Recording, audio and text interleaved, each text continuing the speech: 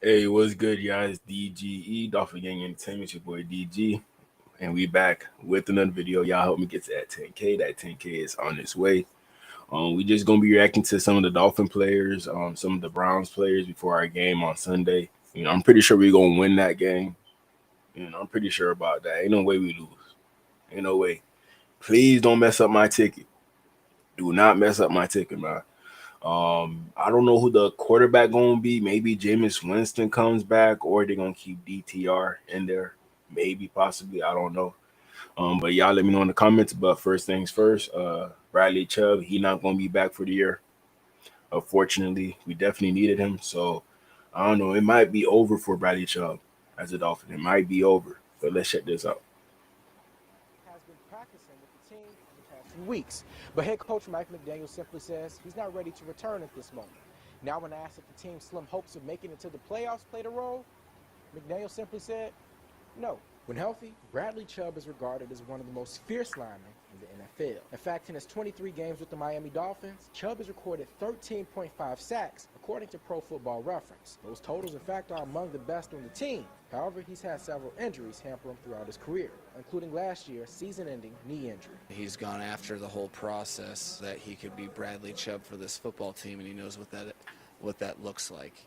And he's been very patient in the process, very open-minded, had growth as the process went. McDaniel says he fully expects Chubb to be ready for next season. While the two-time Pro Bowler is out, cornerback Kendall Fuller will also not be available after Fuller sustained a knee injury against the 49ers last week. And although it's expected to be nothing too serious, the team says he's going to be sidelined. Now, the team did get some good news, as Jordan Brooks announced that he's feeling good after last week's knee and quadricep injury. And the team says Brooks is trending towards being available for Sunday's game. He says he's ready to finish the season out strong with the team. I'm doing good. Nothing serious. Going through some adversity early in the season as a team, that can always be difficult. But during the course of the season, it's been a great first year just getting to play with some of the guys I get to play with. Now, one would think that if the Dolphins win their game on Sunday, their playoff chances are still alive. Not so fast. If the Los Angeles Chargers and Denver Broncos win their games on Saturday, the Dolphins' playoff hopes are officially gone. This should be fun. Reporting to you at Baptist Health, Kendall High, WPTV News. So there's a chance that it might be over. There's a slim chance. I'm pretty sure the Chargers or the Broncos gonna win. I'm pretty sure about that. But hey, you never know what could happen. You never know. Next video I got for y'all. Let me see. I got Tua right here. We're gonna check out Tua.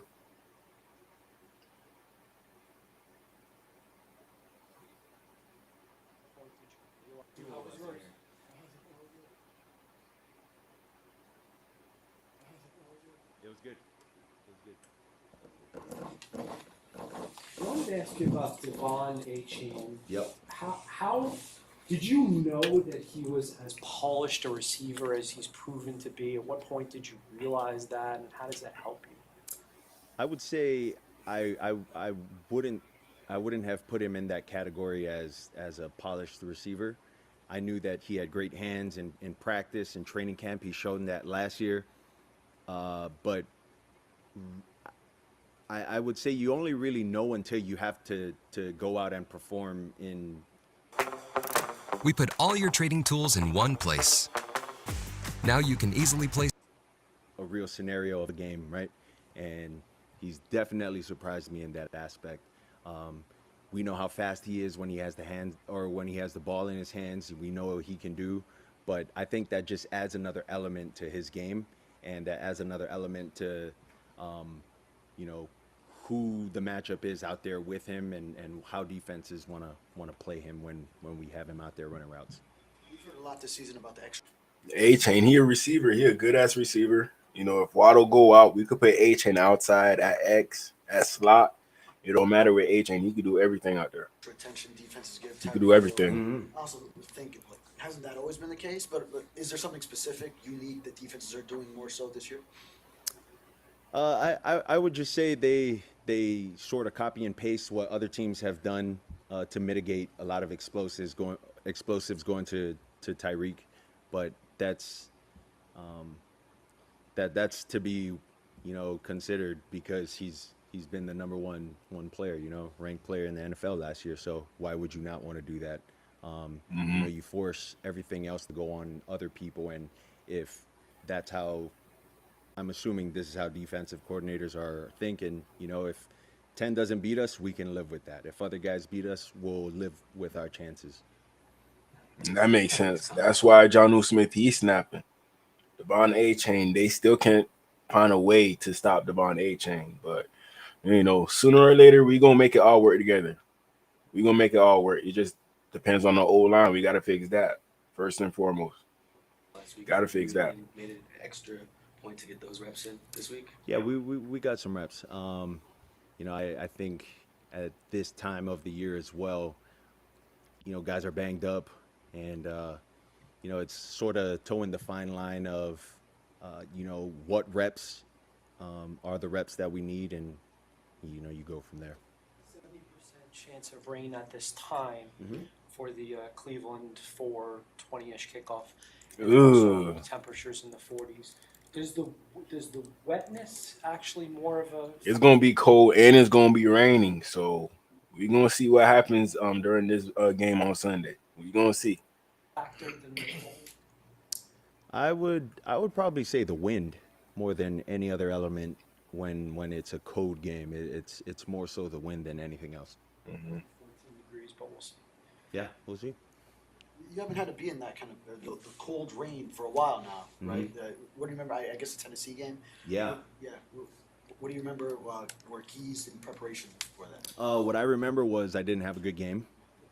Another thing I remember was we lost, and that's never a good feeling. But I think with this being year 5 for me, just what I know now that I didn't then. As far as preparation, just getting my mind right, getting wet ball drills in during practice, all of that is definitely going to be a good thing for us to prepare for this game. This is the first time you're going to see a Jim Schwartz defense in your career. When you watch him on tape, what stands out about the way he structures things and how he attacks offenses? Yeah, I would say he does really good structurally with getting to different things and making. Hey, we gonna let Tua cook. He gonna have to prove something against the Browns. We gonna let him cook though. We gonna let him cook. Chris has to go. Hey, I feel you on that one. But it seemed like Stephen Ross, he not gonna fire nobody. That's what it seemed like. Those I'm things sorry. look the same. You get to third down, I think that's where everything starts to open up a lot. Like I said, a lot of things look very similar, so you gotta be attentive to, where guys are. If we have, certain alignment with receivers, who those guys are covering those eligibles, and then the alignment of the backers. So you got to be really on it when it comes to protection, and you got to be really on it with making sure you see what the defense is giving. Road environments can always be more challenging for an offense. How have you seen the operational aspects of the road game offense evolve throughout the season? It's it's continuing to work. I'm not proud to say that it's not where we want it to be, especially this far into the season. But that's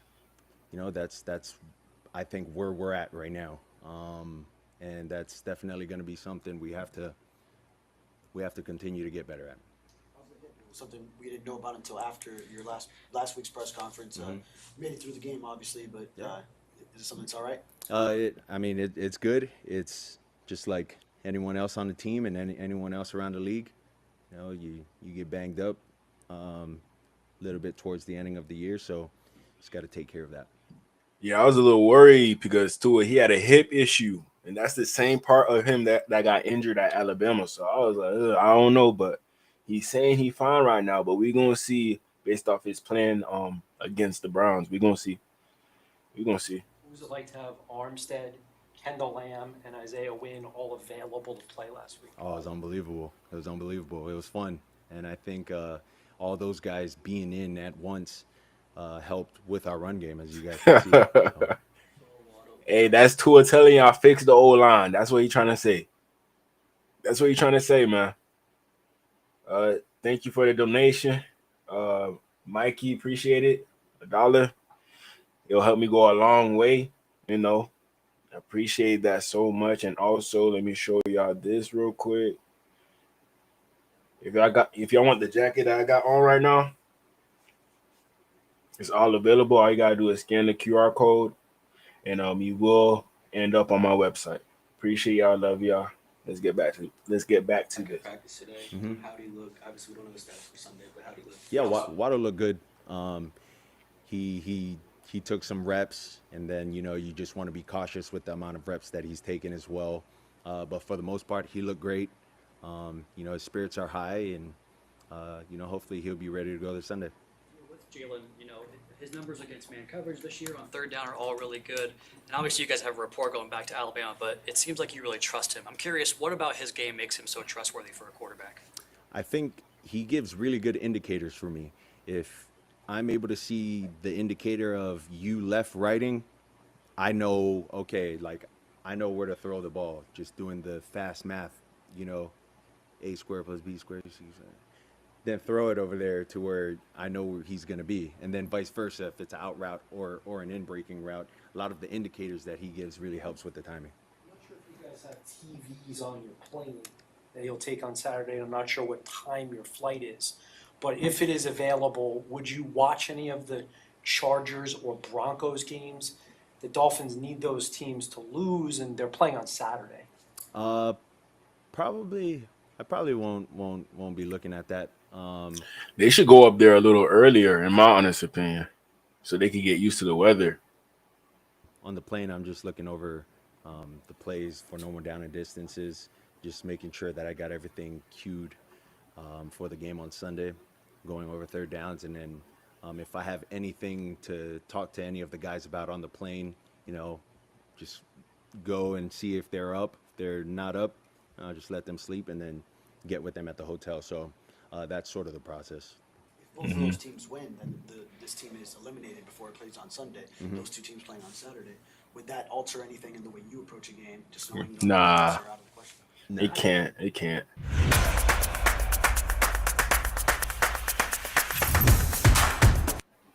The opportunity that is presenting itself in the final two games. Yeah, I think that's exactly what it is it's an opportunity. And I don't think any of us on our team should take this for granted. This is something that we've worked extremely hard for, to be in the positions that we're in now, right? To be able to play in the NFL. Like that in itself, it's been a dream. Like, so for you to short circuit yourself and be like, nah, like we'll get it next year. Well, like, how do you even know that there is going to be a next year for your career, or there is going to be a next game for you? Like, you That's just real. never know when you're weighing out those options. But to go back to your question, regardless of if we're still in it or not, you get to see a lot about who a person is by the way they go about their business. You see guys laying down. I mean, that tells you a lot right there. You see guys fighting. I mean, that should tell you a lot as well. And He not lying. guys that you want to, hopefully next year you should know by that time. Like, If somebody lazy and they around you, they gonna bring you down. So I see what Tua's saying right there. So hey, if you wanna be a Dolphin next year, work your ass off and show us something on film. Even if we miss the playoffs, please just show us something. So that's a good point by Tua right there. Good point. If we had a top 5 O line, Tua would have been cooking right now. I'm pretty sure about that. If Tua was healthy the whole year, we might still be in playoff contention. Like, we have a higher percentage right now. If Tua had played the whole year, but each year is next year, then the next year, then the next year. We're gonna see what this front office does in regards to fixing the old line for Tua, because that's the main thing. That's the main thing. the guys that were going when the times were hard, you kind of want them on your team, and you can kind of count on those guys. You spend time on the airplane getting ready for the upcoming game. So it sounds like you're preparing really all week long. I'm curious, for a player that, I've heard Kurt Warner, for instance, say that your preparation, your processing is all some of the best in the league. How do you balance, like, spending enough time on it versus maybe doing too much to where you have too much going on from a processing standpoint? Does that make sense? Yeah, I don't think there's ever enough time to be spending trying to focus on your craft and honing in on your craft. Yep. This is our job. Like, this is what we're supposed to do. Like, I'm supposed to do that, and I would expect the next guy to do that too, if they were preparing to help this team win. So it's just the variables of, on each play, this is where I'm going to go with the coverages we know. But if they don't run these coverages, like, what are the coverages that gave us problems, on these plays? And so I'd go through that in my head. And I think that helps speed up the process. But it's also one of those where my footwork has to be right if I know I'm not working this on a certain look. Yeah, I mean, anybody could play quarterback. Yeah. Thanks, guys. Yeah, he threw shade. He threw shade right there. I feel like he being salty on that one. That's what I feel like. Salty to it. There he go. There he go, man. Next, I got Anthony Weaver.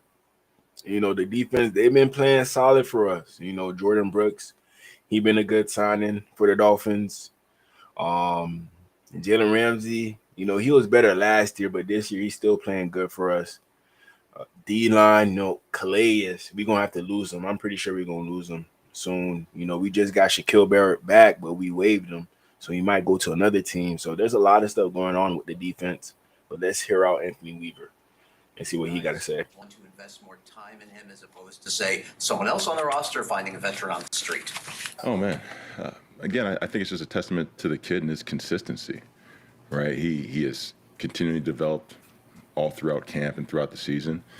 And he's just a guy that I think his teammates and both teammates and coaches like trust.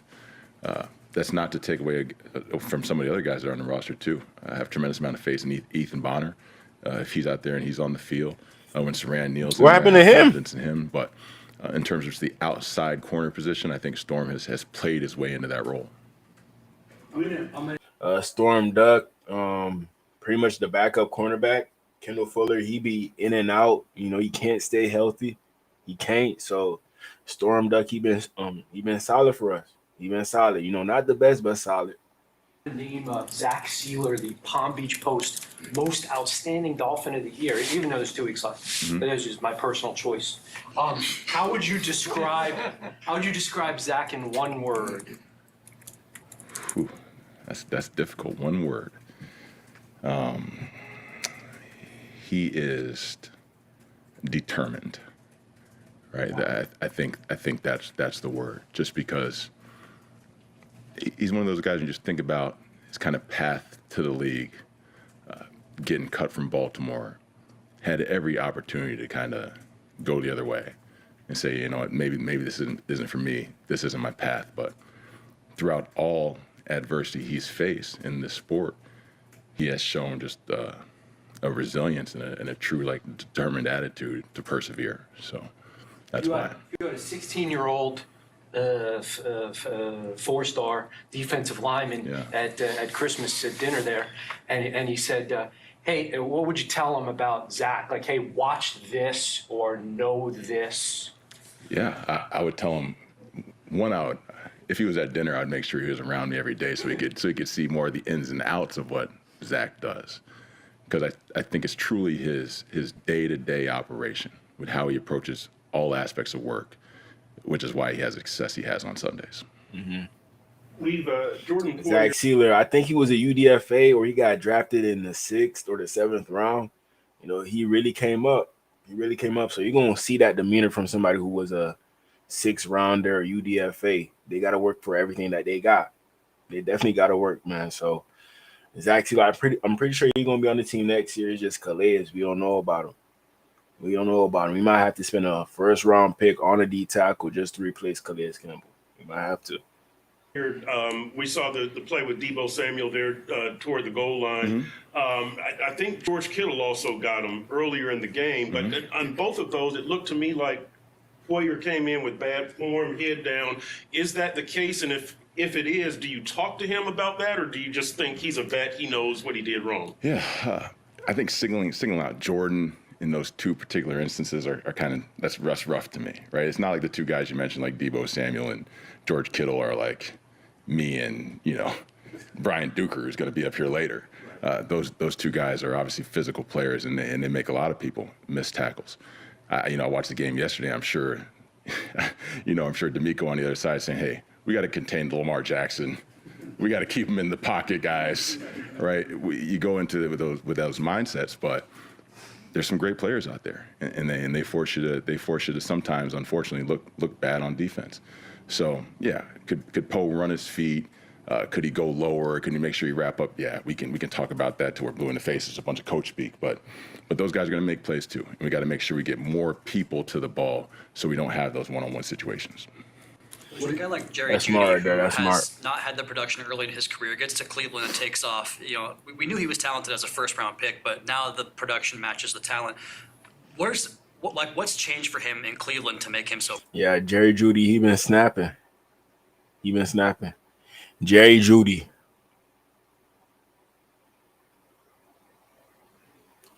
He over 1,000 yards on the year.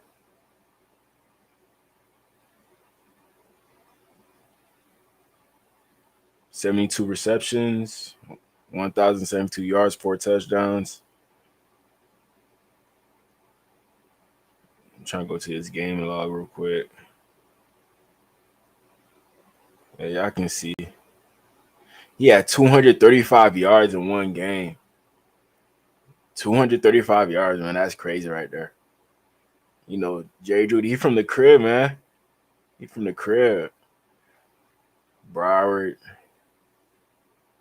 Let me see if I can find his 24/7 sports on here. I think with the Deerfield, ain't it? I think it's Deerfield. 24/7.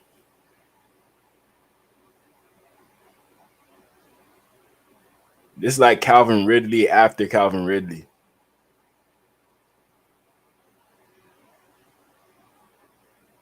Yeah, 6'1". That was led in high school, man. I think he's old, so I fought with Jeudy. He Haitian. I like Jeudy. He had Alabama, Miami, Auburn. He had all the schools. All the schools, man. Let me go back to the. Yeah, that's difficult to say. When I've seen him in the past, again, haven't played against him a bunch, but you always saw the talent there, right? In terms of short area quickness, his speed, his ability to catch the ball, to go up and get it, his instincts, like he has all that. So if anything's changed, I think it's probably just more opportunities, if anything, for him. Mm-hmm. Just quarterbacks just having willingness to throw him and give him opportunities to make those plays, because the skill set and talent has always been there. Are you Most optimistic about having both Anthony Walker and Jordan available on Sunday? Yeah, we'll see. I know those guys are certainly working through bumps and bruises. Probably feel, kind of guessing on both, but I'm betting on the Warriors that they are, in hopes that they'll both be out there. And with backups, is there position versatility with Duke and with Tyrell, where we saw obviously Duke replace Jordan? Could Tyrell have gone in there, or do you like each guy backing up those two guys? Yeah, since I was confused when Jordan Brooks got hurt. They put Duke in instead of Tyrell Dodson. I thought they was going to put Tyrell Dodson first, so let's see what we got to say about that. Tyrell has been here. He's focused primarily on the Mike position, right, on playing middle backer. Now, could he play Will? Absolutely. The kid is incredibly smart, has high FBI.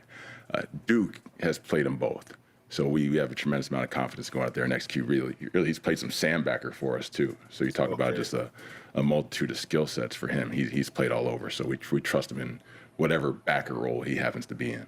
Anthony, I'd like to get a defensive coordinator's perspective on this. Achane is setting all kinds of records now, not just running the ball, but as a receiver.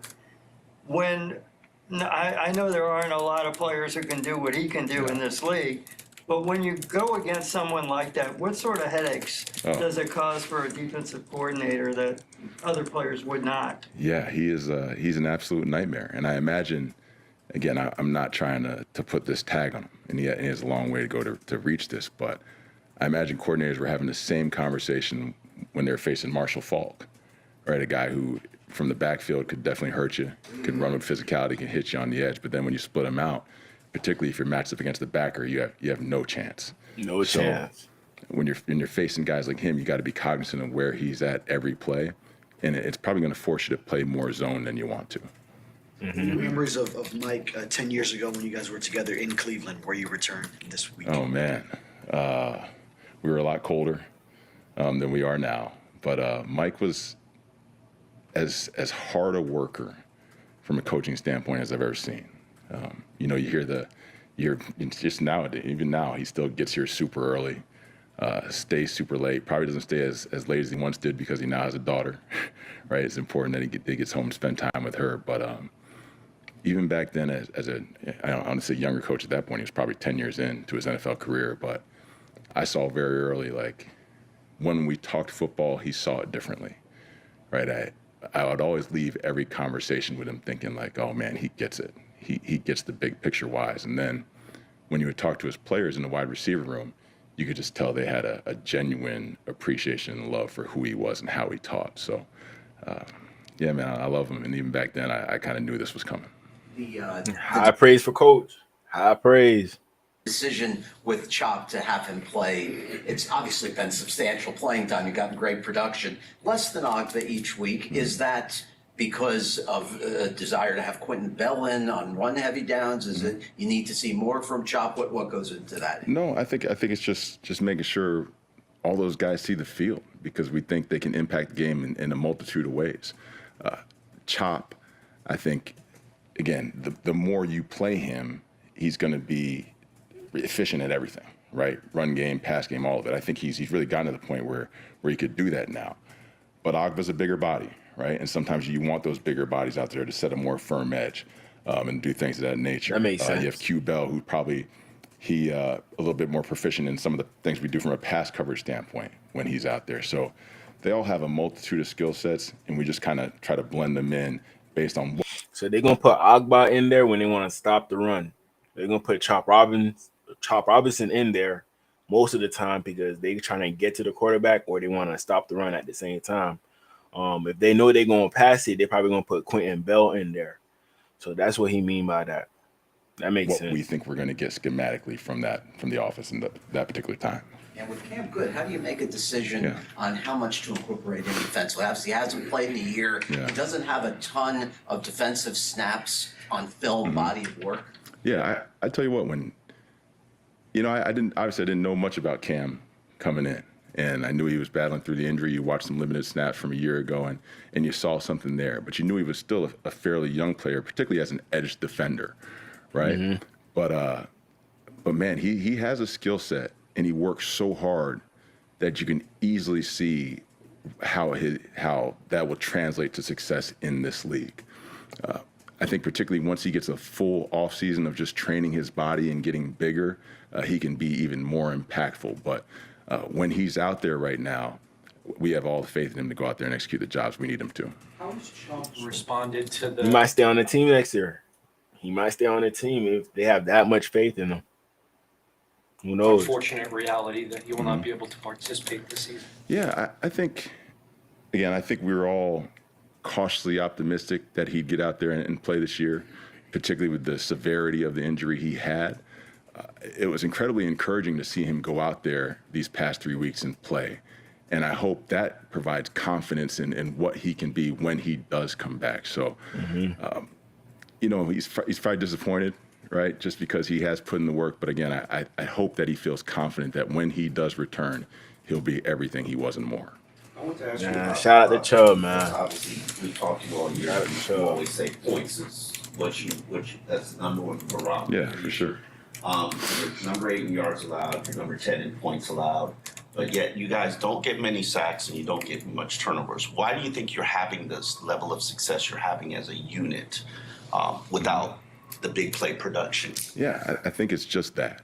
All right, I think whatever group of 11 you see out there, they're doing everything possible to play with effort and energy and play together. And when you have that, sometimes you don't make the big plays and you don't have sacks and some of those nature. I think the sack stats are a little bit overrated personally, but turnovers we certainly have to increase. And some of that sometimes I think it's just the way the ball bounces, right? Even the last game, I think we probably had like 4 or 5 pick opportunities that if the ball is a foot either way, we get those. So I think it's a credit both to the players and the coaching staff of buying in to both culturally what we're trying to instill and then schematically going out there and playing with, again, the effort, the energy, the physicality, the tenacity, which is why those numbers are where they are. We certainly need to increase the turnovers, Phil, for sure. Hey, Weaver, he got a mouthpiece, man. That boy got a mouthpiece, bro. He could talk you into anything, bro. He can. Like, if he get a interview, he might end up being a head coach. He might end up being a head coach, man. We might lose him. The 12 men on the field penalty. I thought you guys were off, but maybe not. But my question is, should that be a literal interpretation of the rule? Like, you guys weren't going to get an advantage. Should it be a literal interpretation, or should there be some leeway? I think it should be as literal as when the clock hits 0, and it's not a delay game. So, to me, those fall into the same barometer. Gotcha. So should that be a reviewable play? Because he should have to look. That boy funny. I hear that all the time. We've Travis. That was an evil ass laugh. I'm not even gonna lie, Coach. David Njoku, especially. Get an advantage. Should it be a Listen literal to his interpretation, or right, should listen, there be some just leeway? listen. I think it should be as literal as when the clock hits 0, and it's not a delay game. So, to me, those fall into the same barometer. Gotcha. So should that be a reviewable play? Because he should have to look. What? He should have to look. I hear that all the time. Right there. That's wild. We've Travis mentioned covering Jerry Jeudy. What do you think of David Njoku, especially given the struggles this defense has had covering good tight ends? Yeah, I think he's banged up a little bit, so he can take a week off. I understand. I get it. But has faced Dave now for a number of years, right? Having to go against him twice a year in Baltimore, and he's a dynamic player, right? When he gets the ball in his hand, he can eat tremendous yak, right? Yards after catch, he can run through people, and he's a huge target down in the red zone. So for us in particular, like, he's going to have catches in the normal field, yeah, we have to be cognizant of that, but particularly when they're down the red zone, we got to make sure we try to take him away. You mentioned Quentin Bell. I was curious because I'm looking at his snap counts. He played about 10 reps in October, and since then has played almost 200 snaps. What has he done to earn that elevation of playing time? Again, I think it's just his development, right? He's shown through work on the practice field that he can be trusted, not only to go out there and execute his job, but execute at a high level and make plays. So he's one of those guys that really early on when I got here, you can kind of see he's another one of those guys you could see that just wasn't going to be denied. And regardless of where he fell in the depth chart, who was in front of him, he was going to earn his way onto that field, whether that be on special teams or on defense. So that's truly a testament to the kid and the work he's put in. Yeah, What's your role in the red challenge flag process? Benito had he had the challenge. Hey, Quentin Bell, he used to be a receiver.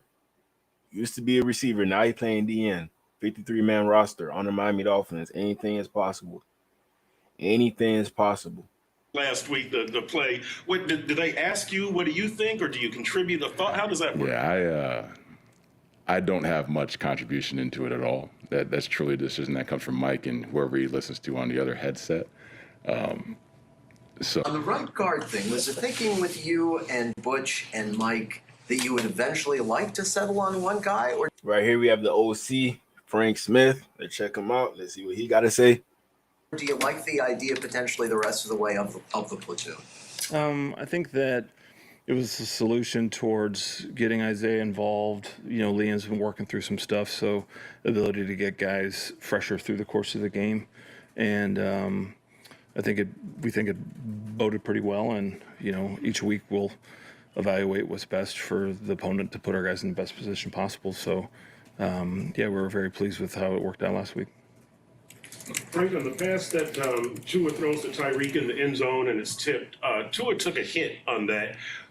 Are you at the stage where you still will notice that, or do you and wonder and you know, cross your fingers, or are you kind of past that as far as Tua and a possible injury? I think it's more of when you're going to any game, you're always trying to minimize contact to the quarterback through your pass protection Yup. system. So That's a I main think focus for ultimately, us. Main we're always focus. evaluating, how the pocket's going, how we're able to protect, and trying to choose the right schemes to attack through that approach. So ultimately, I think the line did a great job pass protecting and delivering the ball and the skill being in the right spots. And I think it's ultimately our goal is to make sure that we protect the quarterback and use our skill to understand concepts, launch points, and everything. So make sure we can keep it successful. Should Tyreek have caught that pass? Well, it's one of those things where it got tipped at the last second. So when those things happen, it's like your vision gets changed. So I know he was the competitor in him, wants the ops again. And They're only gonna make that excuse for Tyreek. Only Tyreek, nobody else. If that was a UDFA, he cut the next day. I know the stuff he's gonna be working on this week to get better at. Is staying with Tyreek, is there any chance, we know that he's a great troll. Is there any chance at the end of the season that the left wrist thing, he tweets, I got y'all again? Is there, or is this a legit left? And I know he's been treated for it. He's been on the injury report, but is this a troll job? I was a troll. I was like, are you commenting about his height or where we're going there? I was like, come on, Chris. Like, someone seeks attention. I gotcha. No, Tyreek's been awesome working through, the pain that it involves, and it's hard when you're trying to catch the ball and do all the things. So I think him working through it and making sure we're connected on the same page for timing and all that's going to be obviously of most importance this week. It's always harder for an offense to operate on the road for various reasons. How has the road operation been overall throughout the season? Well, I think early in the year it was something that we wanted to improve on. In the short week, it was an area that we knew we could have improved on, and I think that's just always your goal when you're moving like we do to try and create leverage on the defense, is to make sure that we're operating together, having the balance of things where it's you're trying to get premier look and making sure you have plays that you can get lined up fast and be able to attack. So I think there's times this season that we think that we could have been better, and the good thing is we got this chance this weekend to go up there and really improve upon things that we would like to be able to do over again, and that's what each game provides. There might be some cold rain over there. Do you have to prepare wet ball drills, things like that? Or? Yeah, we go through the process to get ready for that. It's, You should be doing that every game with the hose, put the hose on the footballs, make sure they wet. Try to make the players catch the ball. You should be doing that every practice, because you can never know when it's going to rain. You can never know. One thing, I've been up to Cleveland 3 times, and each 3 times it was different weather. So with it being right on the lake, I think in COVID in 20, when I was with the Raiders, it was sunny, it snowed, it sleeted, and it rained. Crazy. All in the same game. That's wild. Yes. Yeah, Cleveland is kind of off over there. I'm scared of Cleveland. I'm not going to lie. I'm scared of Cleveland. You're always giving, I feel like my vocabulary is I'm just struggling lately. I know. Now I feel vexed. Yeah. Yes. But yes, we work all our preparations for the weather, just depending upon what it is. But it's Cleveland, you never know. I know, obviously, Chris Greer and Eric and scouts and everyone had an appreciation for A-Shane's hands and receiving ability coming in. But was there a moment with you and Mike and Eric in meetings the last couple of years, or even on the practice field, where you said to yourselves, this guy's ability as a receiver, his hands are special. We want to utilize that even more. Any perspective on how good he is on that you could share? I think it started with his college tape. Like at A&M, you could see his ability to play the ball in the air. Necessarily sometimes in college, there's different things they're trying to do and they use their backs different ways, but you could see it on his college tape in balls in the air and his ability to track it, running vertical routes. And that's not easy, especially coming out of the backfield or the different things they had him do. So we knew that coming in, that was going to be something that he could do well. And credit to him working his tail off to make sure he's been ready on the multitude of things we could ask him to do. And I think it just plays to how dynamic of a back he is and all the different things he can do. I think y'all don't understand what A-Chain doing over there. I don't think y'all understand Devon A-Chain stats. I'm going to show y'all. A-Chain, he got 182 carries, 761 yards, 5 touchdowns. Let me go to the game log real quick. The catches are up there. Y'all see the receptions and the targets? 8 receptions for a running back. That's crazy. That is definitely crazy. So, Devon A-Chain, he's the jack of all trades. If we did a redraft, Devon A-Chain, he'll be a first round pick. He'll be a first round pick. Even though he 5'8", 5'9", 188, he'd be a first round pick. I'm not even gonna lie. Sleep have you lost this week trying to think of protections for Myles Garrett? Well, the gauntlet of the last couple of weeks hasn't been necessarily easy for us with all the rushers we've had to do. I think he's a special player, high-end guy that you always have to be mindful of, and it'll be a good challenge for us. And I would say the last month have been kind of tiring from that standpoint, as long as the whole season. But yeah, we'll have respect for his game, and we'll have to be ready for him. Might he get the Max Crosby treatment?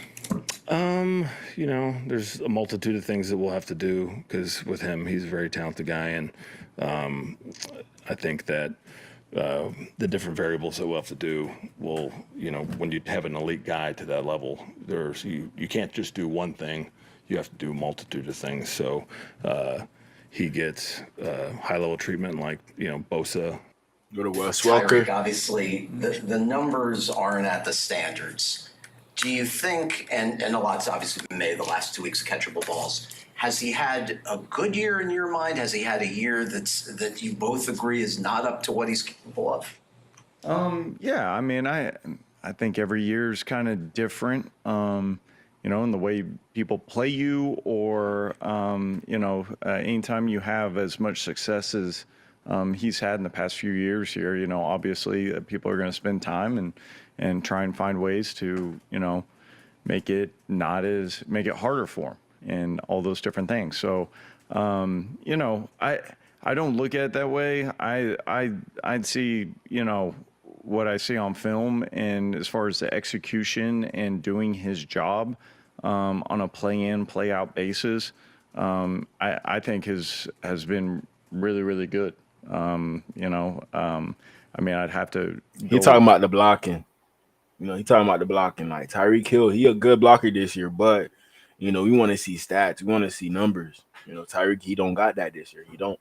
Back through this offseason and really kind of pinpoint on what it is or what it isn't, or where we can get better and different things like that. But from assignment, technique, all those different things, he's been really good, play in, play out, even blocking, or if he's not the primary in the route or whatever it is, like he's if you watch a film, he's playing at a really high level. Wes, we know, staying on Tyreek, we know that he's a prankster and a troll. He likes to have a great time. And I'm asking about this left wrist injury, and I know that he's been on the injury report, so he's been treated. Is there a chance at the end of the season he puts out a tweet and says, "Got y'all again. I didn't have a left wrist injury"? No, that's real. That's real. Okay. Yeah, no, that's. Okay. I mean, I'm about to trust me, say. it better be real, because we've been talking about it a lot this year. But y'all remember the arrest? Tyreek Hill arrest. I don't want to show the video, but I'm gonna just show y'all, just so y'all can remember. Hi, I'm Dr. Sarah Knifechief, an orthopedic surgeon. So Tyreek Hill, he had just got surgery right before he got arrested. Just got surgery. And this is what happened. Newly released police body camera video shows the moments Miami Dolphins wide receiver Tyreek Hill was detained Sunday. Miami-Dade police say they stopped Hill just outside the stadium hours before the season opener for speeding and reckless driving. Keep your window down. Keep your window down. I'm gonna get you out of the car. Get out. Get out. Get out. Get out. You see? Get out. When we tell you to do something, you do it.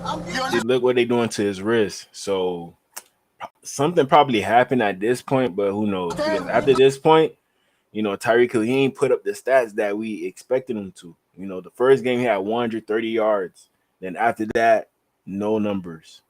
No numbers. And I think he just recently went over 100 again, so it took him a while. He was probably getting held up, but You understand? Not what you want, but what we tell you. You're a little confused. I'm getting out, bro. Too late.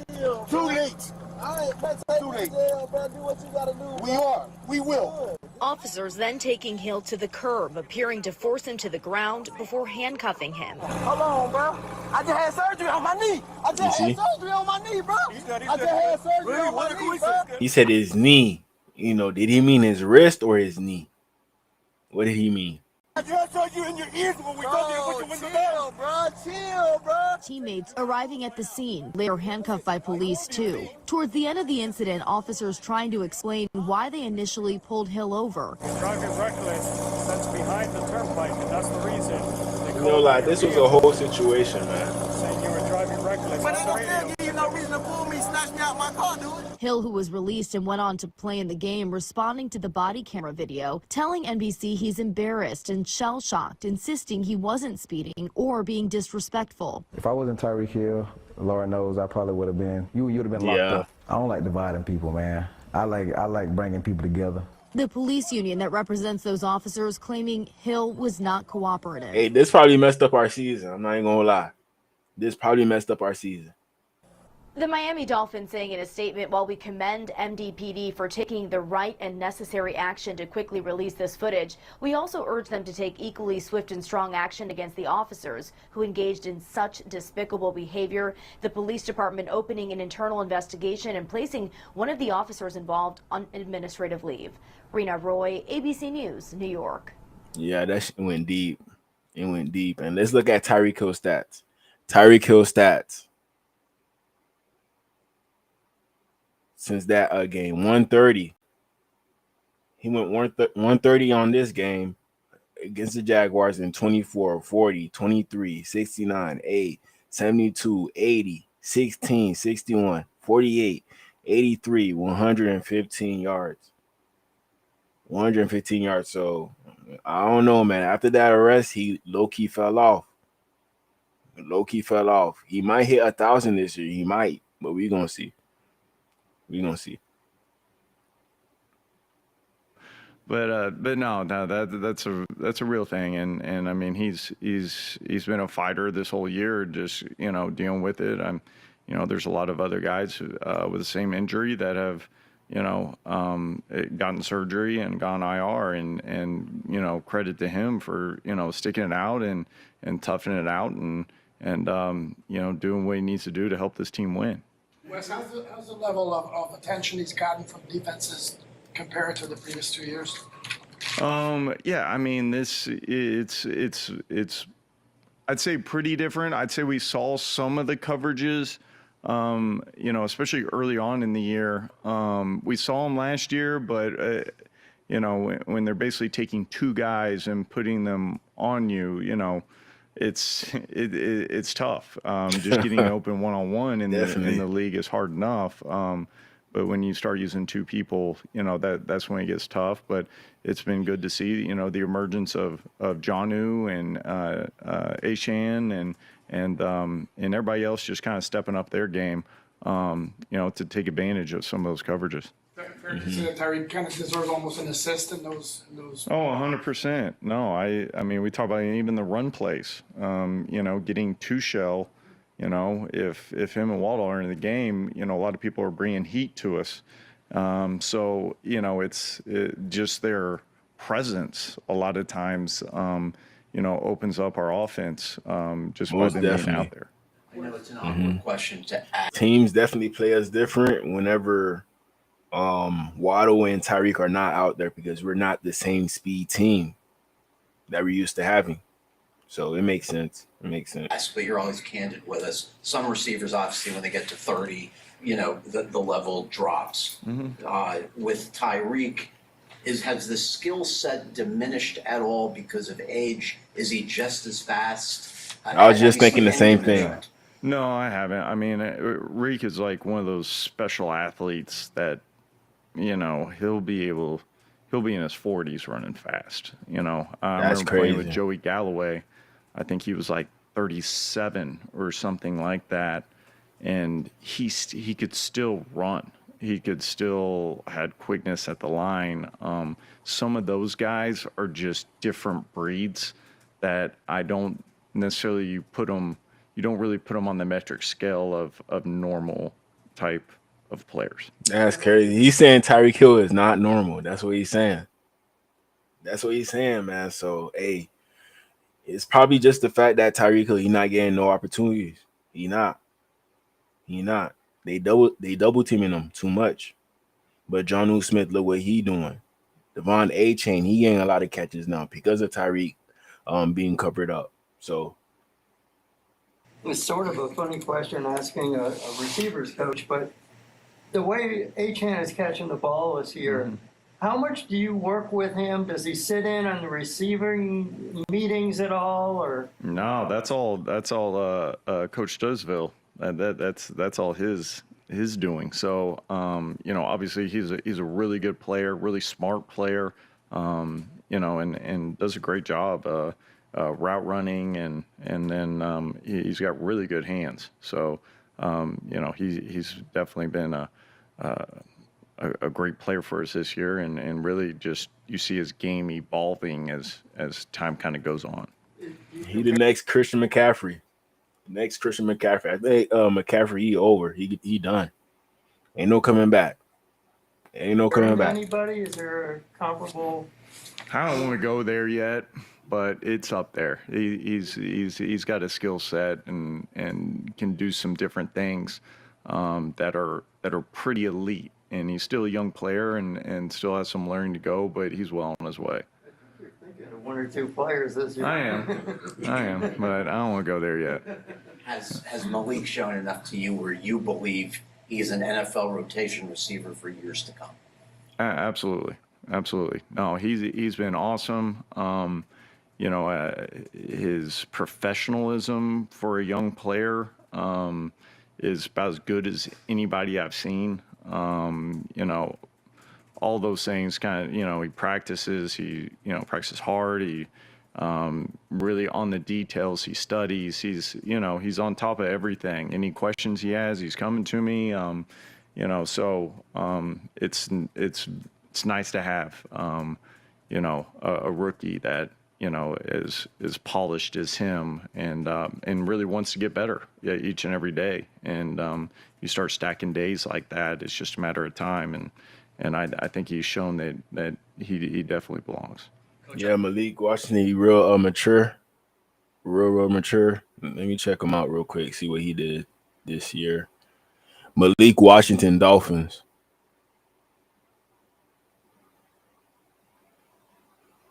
See what he got going on.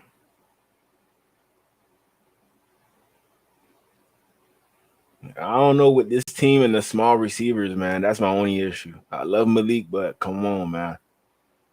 We need some more size on this team. Way more size.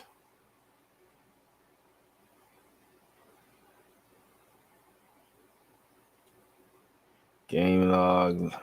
Let's see what he did in college. He was a dog in college. Look how much 100-yard games he had. Look how much. 119, 141, 170, 112, 115. Only 2 games against Boston College and Tennessee. All the other ones, he had over 100. And he gained a lot of touchdowns too, but he had 9 on the year. Some games he would get 2 touchdowns.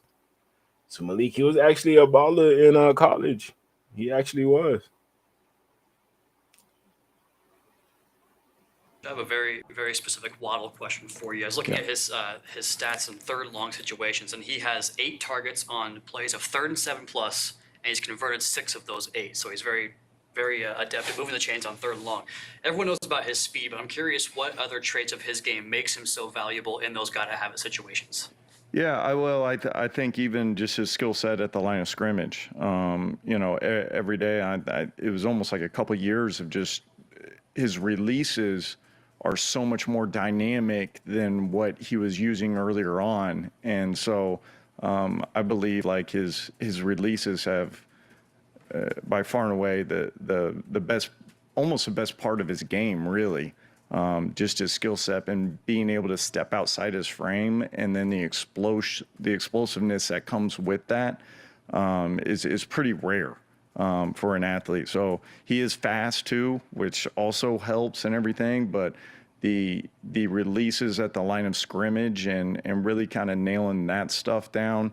I mean, everything was a speed release for the longest time. And so getting him to really attack edges and go after people and using his feet more, I think is, a big part of his skill set that, he can continue to even get better with that, but he's come a long ways with it. Yeah, like Waddle, he a speed demon. But he could work on a route running to become that all-around receiver that we will need as a receiver number one on this Miami Dolphin team. Right now Tyreek Hill, he taking the spotlight away, but we're not gonna have Tyreek Hill for forever. But I'm pretty sure Waddle, he gonna be here for a little while, so we could definitely turn him up. Wes Welker, he was doing his own thing too when he was with the Patriots. He played for the Dolphins as well, so he gonna put that little magic on him. He gonna put that little magic. One more Tyreek thing for you. As you're watching film in your room and you see plays that Tyreek has made a lot in the past, there were good plays by the opponent, the Stingley thing at the end of the game, obviously the drops on Sunday. How mad does he get with himself? Do you get mad with him, or with an elite player of that level, do you not need to ever? No, he's he punishes himself with it. He's pretty critical of himself. He knows he's got to make some of those plays, and he wants to make those plays, and so he's just as mad at himself. So just trying to keep him in a good headspace, and we'll get the next play and whatever it is, and just trying to keep it moving. But he knows what he's up against, and what he needs to do to help the team win. Well, staying on Tyreek, he expressed frustration at the vet rest days after the game. Mm-hmm. Had he talked about that earlier during the season? Have you talked about that? Do you think you guys should have revamped your approach this season in respect of? Well, I mean, that's the hard part, right? Is he's dealing with his wrist. He's got ankle. There's always stuff through the year, and as you get older in the league, it's you're really kind of you got all those reps of knowing how to play the position, and now like how do we put the best product out there on Sunday without with being able to be fresh on Sunday. And so it's a fine balance of being able to get that done, but I think it's definitely something that we can revisit this offseason, come up with a plan or whatever, talk through, and but when guys do have stuff and they're trying to deal with it, and they're trying to play through, and you just trusting your players of, all right, do we, how are you feeling today? He talking about the wrist injury that Tyreek Hill is dealing with and why he dropping all the balls. Like, what's the point of us putting Tyreek Hill in if he can't catch during practice? What's the point? They really know what's going on with Tyreek, but, the outside world, they're not going to really know what's going on, to be honest. But Wes Welker know, like, hey, your wrist is messed up. We're not going to put you in there too much. Like, just chill out today, take the day off. We're going to need you on Sunday. So that's a good thing, because the young people, they get turns during practice as well to throw with Tua. So if they got to come in and Tyreek Hill, he get hurt, they know what's up. But, hey, it seems like Tyreek Hill and Tua, they need to be on a consistent basis in regards to practicing together consistently. That's what they need. Hey, how is it? Where is it at? Or whatever it is. And we just kind of roll from there. River Craycraft, he had a pass that it looked like he should have caught. It was a high pass. Mm-hmm. It's a brutal league. Is there room to be human in that situation and say, River, you haven't played in a while, or is it just, you got to make that play? Yeah, I think we all expect to make those plays. I think Reek expects to make his plays. Riv expects to make his plays. Like, we all, I think everybody make the most out of your opportunity. Expecting to make those plays in those situations, and nobody's trying to drop the ball. It's just, things happen. We just continue to work through it and continue to get better, and do what we need to do to put that best product out there on the field. Is rust a legitimate explanation as opposed to an excuse in that situation? I think everything comes through practice. So, I maybe, to say that that's what it is or whatever, it's tough to say, but definitely. I mean, you put that work in on the practice field, and those are the results that you'll get on Sunday. Wes, there's a segment of Dolphins fans who will forever remain intrigued by Ezukama because of the size, the skill set, the preseason work. Ezukama. He's earned enough trust to be elevated yesterday, hasn't reached the level of being a 53 player. What can you say after working with him for a couple of years, where he stands, what he has to do to gain traction as an NFL player? Yeah, no, Good question. I think he's done an exceptional job as far as really kind of honing in on the offense. And, he was very good this Sunday when he was in there, and all those limited snaps and everything, he did a really nice job and continued to grow in that aspect, and never getting too comfortable with it or anything like that, but continue to press on, and just because you have one good play one time or a bat, whatever it is, you can never get too high, never get too low, and kind of stay that steady pace of consistency. I know when coaches come in from other teams, as you did with Philly, you try not to have preconceived notions of players. But with that being... All right. I got another video for y'all. Let me see.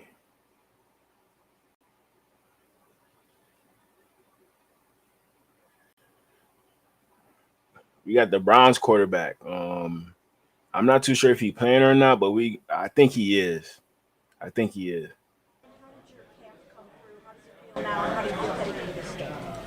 Yeah, starting out into last week, was kind of feeling a little tightness in there. Second play of the game, probably took a wrong step, trying to push off it on that quarterback keeper.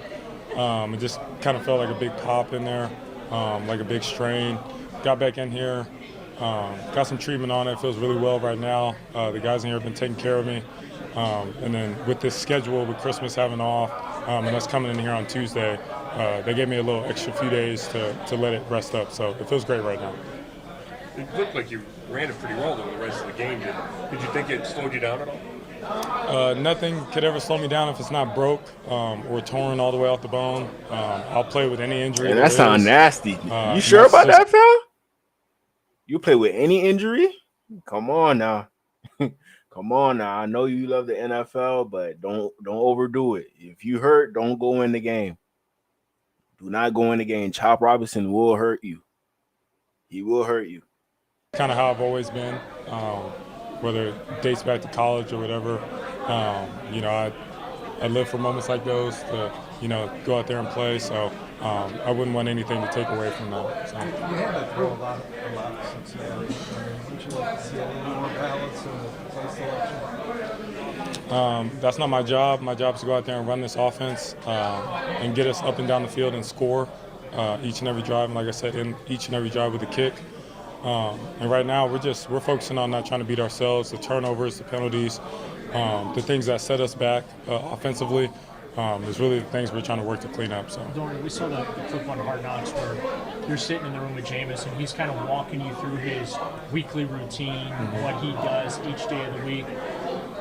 What did that mean to you, the fact that he's taking the time to kind of walk you through his processes, and then also too, what did you learn from it? What do you feel like you can implement from that to help you? Since I've gotten here, as you guys know, there's been a bunch of veteran quarterbacks that have come through so far in my year and a half of being here. That's sad, right there. With every guy that comes that, through here, I've done the exact same thing, trying to ask them as many questions as possible.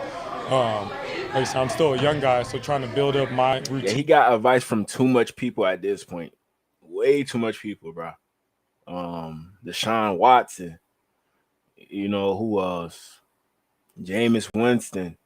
Bailey Zappi. He over there now. It's just too much quarterbacks. Like the Browns, they ran through when it comes to quarterbacks. Baker Mayfield. Tyrod Taylor. You name it. You name it. And repertoire as I go through this thing, even though I feel like I've set a pretty good foundation for it. But Jameis has been, like I said, great all year. Whether I'm up, Deshaun's up, whoever's in there, or whether he's in there, just showing, like I said, he's been around guys like Drew Brees and Tom Brady. So I'm sure he's asked the same questions. But Jameis has helped out a lot with just being able to see things pre-snap, coverages, fronts, eliminate things from your reads a little bit quicker, earlier, getting into different protections, tips and tricks that he's learned along the way. Like I said, that could only help me out, so I figured I'd ask. The game didn't go the way you wanted, obviously, but you feel better having been through it, and now you're in a little bit of a routine as the starter? Tony, you could have asked the same thing last year. We're not going to use that as an excuse anymore. Like I said, this isn't my first time playing. I'm not a rookie no more, so I can't use that as an excuse. I got to go out there and be able to execute. And when things don't go right, don't make a bad play worse. And like I said, those are kind of the things I'm working to eliminate. At least you have something to Okay. look at and correct. Yes. He learning from his mistakes. Last game he had a bad game. He looked like he shouldn't even be an NFL quarterback last game. That's what he looked like. So, hey, we're going to see what he does this game against the Dolphins. We're going to see. He got some legs, so we got to make sure we are able to contain him. He going to use his legs. He definitely going to use his legs because he's not the greatest of passers. He's not. Good about correcting that. Yeah, of course. That's what Monday through Friday is for. And definitely coming in here being a big self-critic of myself on Monday and really, dissecting that film for each play as its own and not trying to, sugarcoat stuff or point fingers here and there. Like looking myself truly in the mirror on each and every play, good or bad, just so we can correct it up and clean it for next week.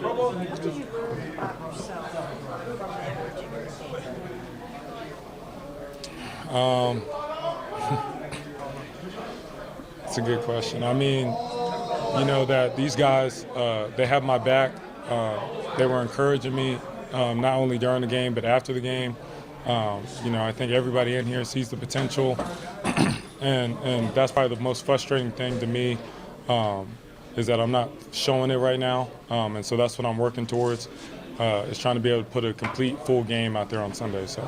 We talked to Jerry about just you guys continuing to kind of get on the same page and work through some things, and as you're building chemistry with a receiver, just how does that process go? What are those conversations like? Yeah, getting the ball. That's probably the biggest thing. He's a great receiver, great route runner, knows how to create separation. And even when he's doubled, after looking back at that last game, even when he got doubled on a few plays, he broke free. Whether it's second window. I'm talking about Jerry Jeudy. Jerry Jeudy, he one of the best route runners I've ever seen. One of the best. So you got to be able to find Jerry Jeudy. Even if he doubled, tripled, it don't matter. It don't matter. Let me try to find something on Jerry real quick for y'all on YouTube. Jerry Jeudy route running.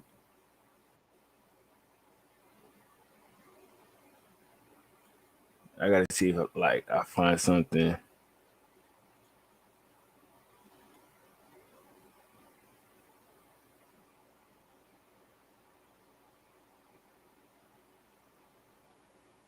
You talk about route running and generating separation at the top of your route. That's just he's one of those guys. He's so fun to watch. He's so good. Yeah, that boy smooth with the route running. So crisp. Come on, man. Look at that separation, bro. You got a triple, quadruple team, Jerry Jeudy. But he was breaking people ACLs in Florida, man. Just sick. This was in high school, I think. High school or Alabama. Nice with it. I never seen a Haitian move like this. Never seen a Haitian move like this. That boy could dance.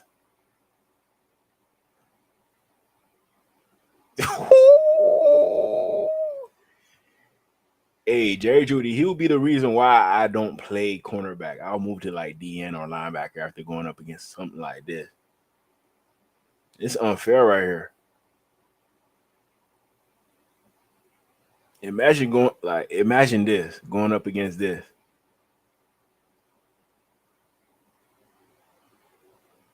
Man, you gotta hold Jerry. Plus, he know how to sell his whole body too with the route running. He talented at that. He caught that with one hand. You know, I just wish he was on a better team, man. The Browns, I just don't think that's the team for him. I don't think so. He got the back from them. He did, but I don't think the Browns a team.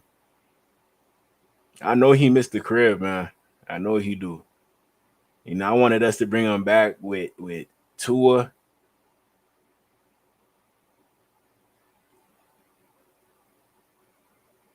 He'd have easily got like 500, 600 yards. Easily. And then Waddle, he would have been up there. Tyreek would have been up there with yards. It would have been crazy, man. Would have been crazy.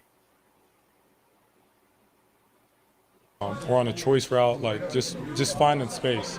And so that's probably the biggest thing is making sure I can trust him, his routes, and then obviously he's going to trust me to put the ball where it's supposed to. So that's probably the biggest thing. We're getting on the same page with him is, you know, just doing my part and getting him the ball. Did you work out yourself getting off of him too quickly? Yeah, for sure. Again, I'm trying to go through my reads. You know, we hadn't really practiced them doubling Jerry as much as they did. So kind of had to adjust on the fly, but again, that falls back on me on knowing the timing and spacing of the concepts, and then just trusting our best receivers. Hey, they know Jerry, he a threat now. Our team, we know that he a threat now, but I don't know if I do not know if Dieter will get it to Jerry Jeudy. I don't think so. You know, I don't think he got an arm like that. When you went back and watched the film, the interceptions, were those avoidable? Like, what did you see with those? All interceptions are avoidable. It's all based on the quarterback's decision to either hold on to the ball or throw it. The one in the red zone, we didn't get to our zero check with the amount of time that was on the clock. So right then and there, you're already stuck into a bad play with the protection. Like I just mentioned, don't make a bad play worse. Eat the sack, kick a field goal. Don't give them back to momentum. The second one today, sacks, man. Definitely a bonehead play on me. You know, like I talked about on Sunday, trying to give one of our best 50-50 ball players a chance right there.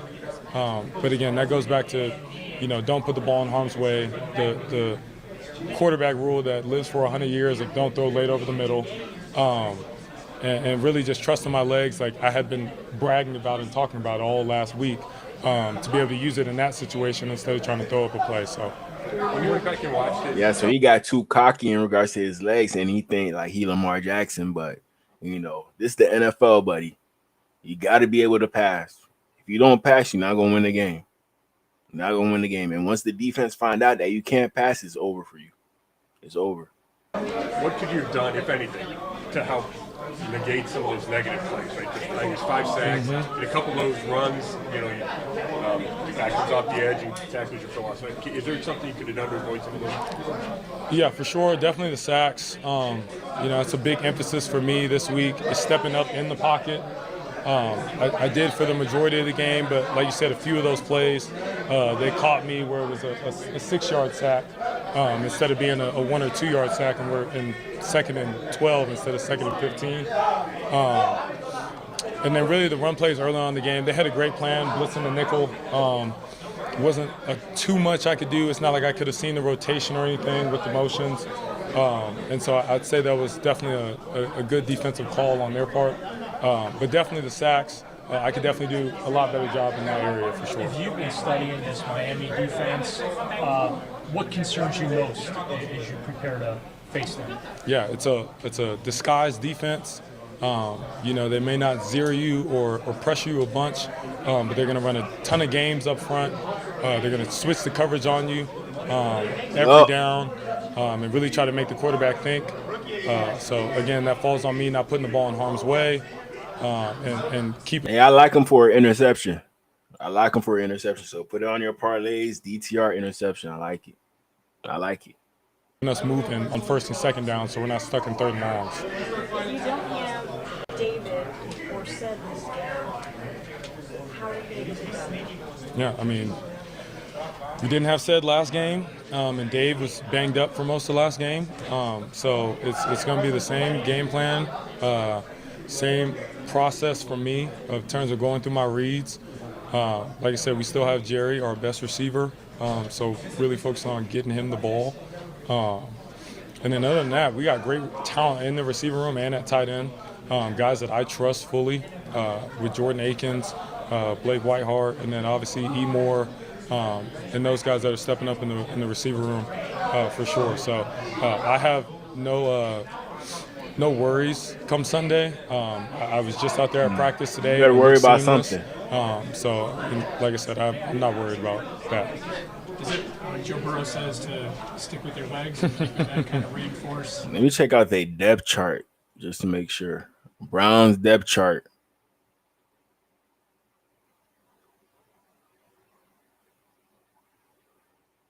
Check that out. They got DTR. He questionable. Jameis Winston, he questionable. So you might see Bailey Zappi out there. So that's an easy win.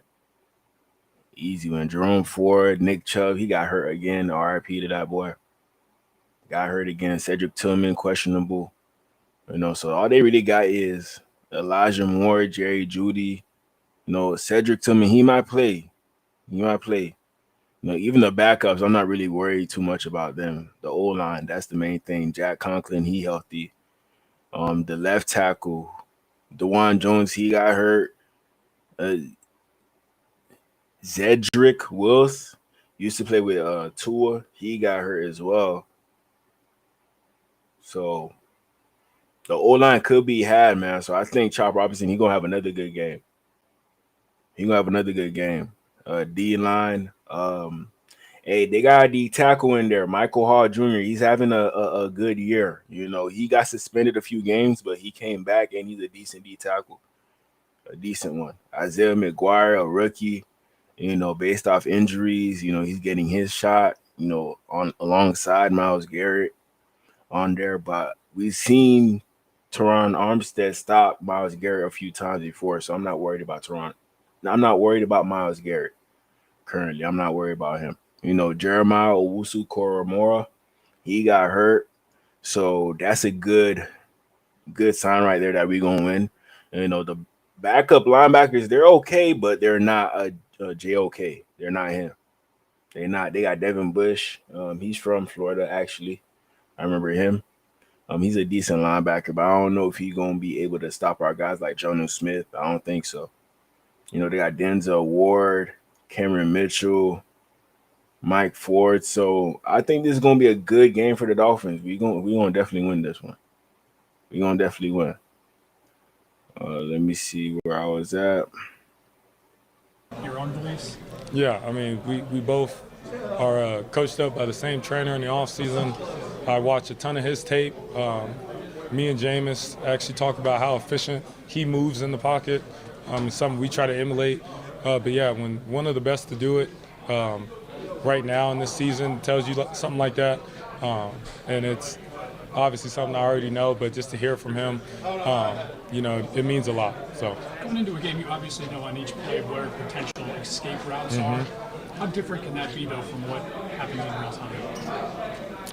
I mean, it's very different than you sitting there with a clicker and stopping it every 5 seconds versus when the bullets are flying live. But yeah, you kind of know based off of whether it's personnel, how their front is lined up pre-snap, how we're blocking, the protection we're sending to of kind of where your escape routes are going to be.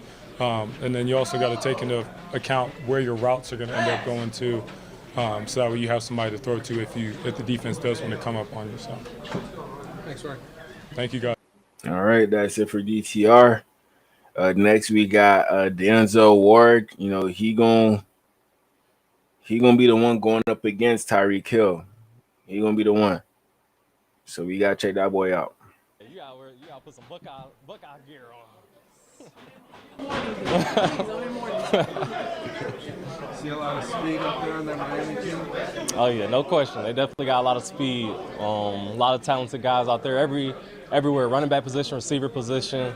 So you definitely bring a different challenge to us that we got to face. How much pressure does the short passing attack that they present put on you guys as a secondary? Yeah, they do a good job of getting their guys the ball quick and letting them make plays in space and try to get out of there fast. So we definitely got to do our best to eliminate that as best as we can and make plays out there. Is Tyreek the same Tyreek you've ever seen before? Yeah, he's still a great player, fast player. And like I said, you get the ball in his hands, he's dangerous. So like I said, we got to try to find a way to eliminate that. And like, this is the reason why I'm staying away from Tyreek Hill on parlays. This is the reason why, because I feel like he could match up well with Tyreek by himself. He don't need no help. He got the speed to keep up with Tyreek, the vert, everything, man. So, you know, we gonna see who win this matchup. We gonna see. Do it the best we can. 6 footers back there for you to cover. Yeah. Yeah, it don't matter to me. But yeah, it's definitely a different challenge with guys being taller or shorter. So it's definitely a different thing when facing those jump balls or 50-50 balls like that. So yeah, it definitely presents a different challenge. Feels like this is one game where you want it to be 30 degrees outside because of, Miami and their reputation for not playing well in the cold. So were you a little disappointed when you saw that forecast Sunday? Nah, it don't matter to me. I'll play any condition. So I'm just looking forward to getting to the game and trying to find a way to get a win. That's their environment, so they're used to the environment. So it ain't gonna be nothing to them to play us at their home stadium. So I wouldn't say upset, but I think they might be able to keep it close. I think so. Watching the Bengals prep for you guys last week and them saying defensive starts with Miles and you for this team. I guess do you kind of revel in that, knowing opposing teams are trying to figure out how to neutralize you and stuff? Yeah, it's much respect. Got a lot of respect for those guys over there. Just trying to do our best we can to be those playmakers out there on the field where you got to try to defend against or scheme up to try to eliminate us. So just trying to be those guys out there on the field for our team. And they did a good job, obviously, last week in getting a win. So, yeah, just trying to be that guy out there. How do you get ready for the shot plays that Miami can take, especially the guy like Tyreek, versus knowing that they throw it as often as they do short? Yeah, I mean, it was really just doing our job and executing our assignment. So knowing that and just being alert of it, but just executing our assignment, and that should put us in position to make those plays. Denzel last week, It's like, it's either you going to play the short passing or you going to play the deep passing. If you play either one, we're going to catch you off guard with one of those deep passes, and then boom, Tyreek Hill touchdown or Jalen Waddle touchdown. So, hey, the Browns, y'all got to be careful. Y'all got good DBs, but y'all could be had. Do any more rebuilding. He's ready to win. He wants to know what the team's plans are after this season. You came in just a year after him. Have the same attitude. Anxious to get out of this place. Yeah, I'm ready to win as well. So I'm ready to win as well. I know Miles is too. We competitors and winners, and we just looking to try to find a way to get to the top and obviously not have a losing season like we have now. So we're just really just looking for the how to get there. So we're trying to find out how to get there, and that's the biggest thing. Considering what you guys expected going into this season, have you been able to pinpoint what has gone so wrong for you guys this year? And also, at the same time, what it's going to take to fix it so you don't go through another season like this? Yeah, I haven't really pinpointed yet. Like, I think a lot of the reevaluation will take place once the season's over with and being able to go through the entire season and looking at everything. So right now, we're just trying to compete and play hard still and finish out as strong as we can. Will you sort of ask for the same kinds of, Miles said he wants to see what the winning plan is going to be. He's in a sort of a different situation a little bit, but I mean, are you going to ask for something? When they show Miles, I'll just look over Miles' shoulder and and see what the plan is, and I'm ready to go forward with it, whatever it is. So that's how I'll do. He said a lot of guys on defense thought the same way that he does. Mhm. Have you guys had those kind of discussions? Yeah, I think the biggest thing, everybody just want to win. Like we all competitors out here. No one wants to have a losing season and lose majority of our games. So our biggest thing is trying to find a way to win. And however we got to get to that, we got to work hard to try to get there. It seemed like one of the points he was making like that, though, was feeling like a lot of the individual pieces. The boys, they ain't give up. You know they're gonna have a high draft pick. They ain't give up.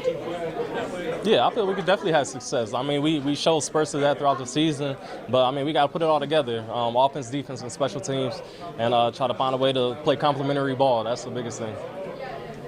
The season hasn't gone the way everybody hoped, but what would it mean for you guys to get at least one last win at home in front of the hometown fans? Man, that'd be huge, man. That's our biggest thing, trying to find a way to get a win and just to get that winning feeling back. That's what we working towards, to get that winning feeling back and do it in front of our fans in the last home game will be huge for the city and for us. All right, thank you guys.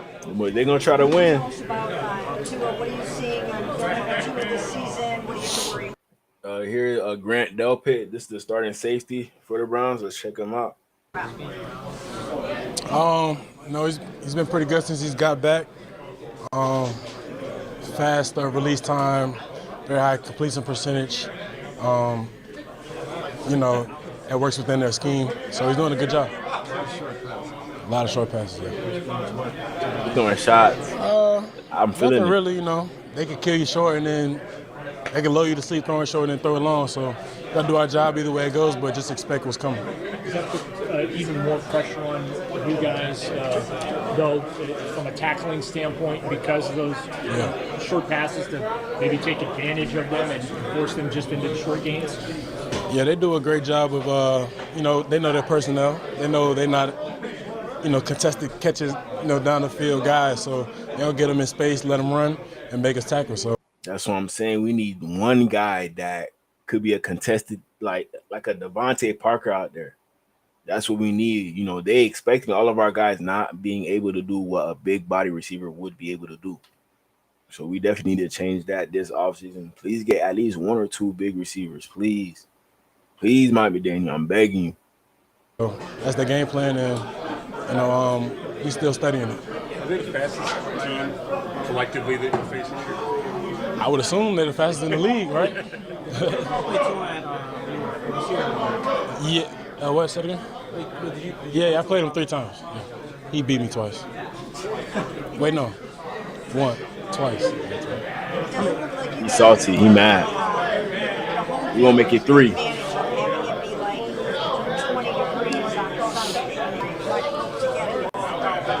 Yeah, I mean, I think they played in Green Bay, right? So I think they're kind of experienced with a cold game this year. So I'm not banking on that much of an advantage. Okay, how much of a concerted effort do they do get A-chain the ball? Looks like in his numbers, he's catching a bunch of passes, running it. What stands out about it? Yeah, I mean, the type of back he is, he fits their offense. So they'll get him out there, try to get a mismatch on a wheel or something like that. In the flat, wheels, or angle routes, screens.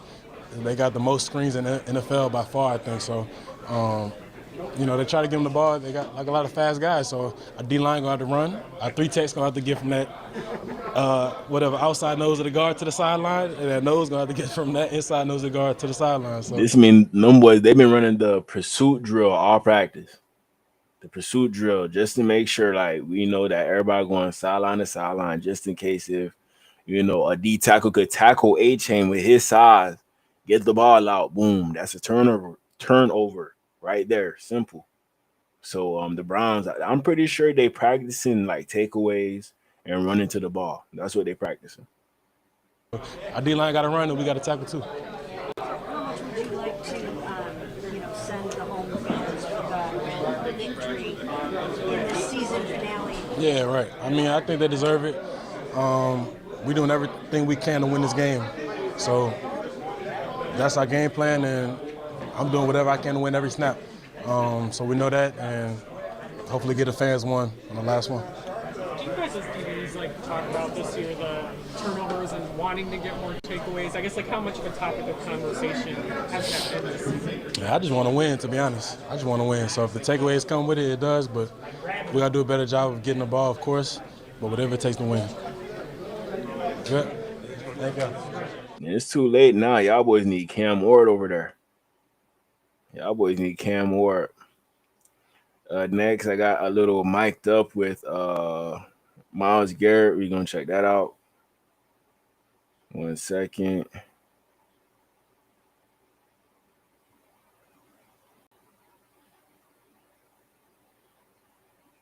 Hurry up from the Browns 37. Burrow to throw. Here comes Garrett. There it is. Myles Garrett.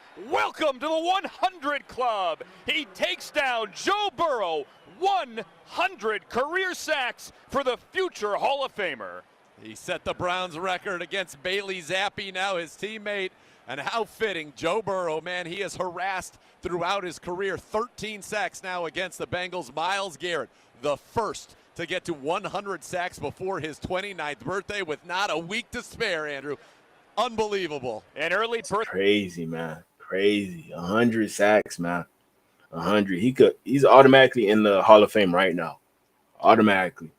Day present, an early Christmas present for Myles Garrett. It's a loss of 8. Yeah, Myles Garrett. We still gotta watch out for him, even though we seen Teron Armstead stop Myles Garrett multiple of times. You know, I still think he's gonna be a threat. You know, I don't think Myles Garrett gonna let that happen again. I don't think so. What I got next for y'all?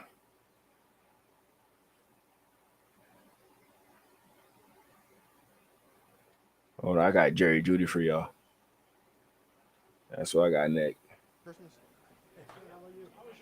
It was good. It was good. You know, got to chill with the fam. It's always a good time chilling with the family, you know.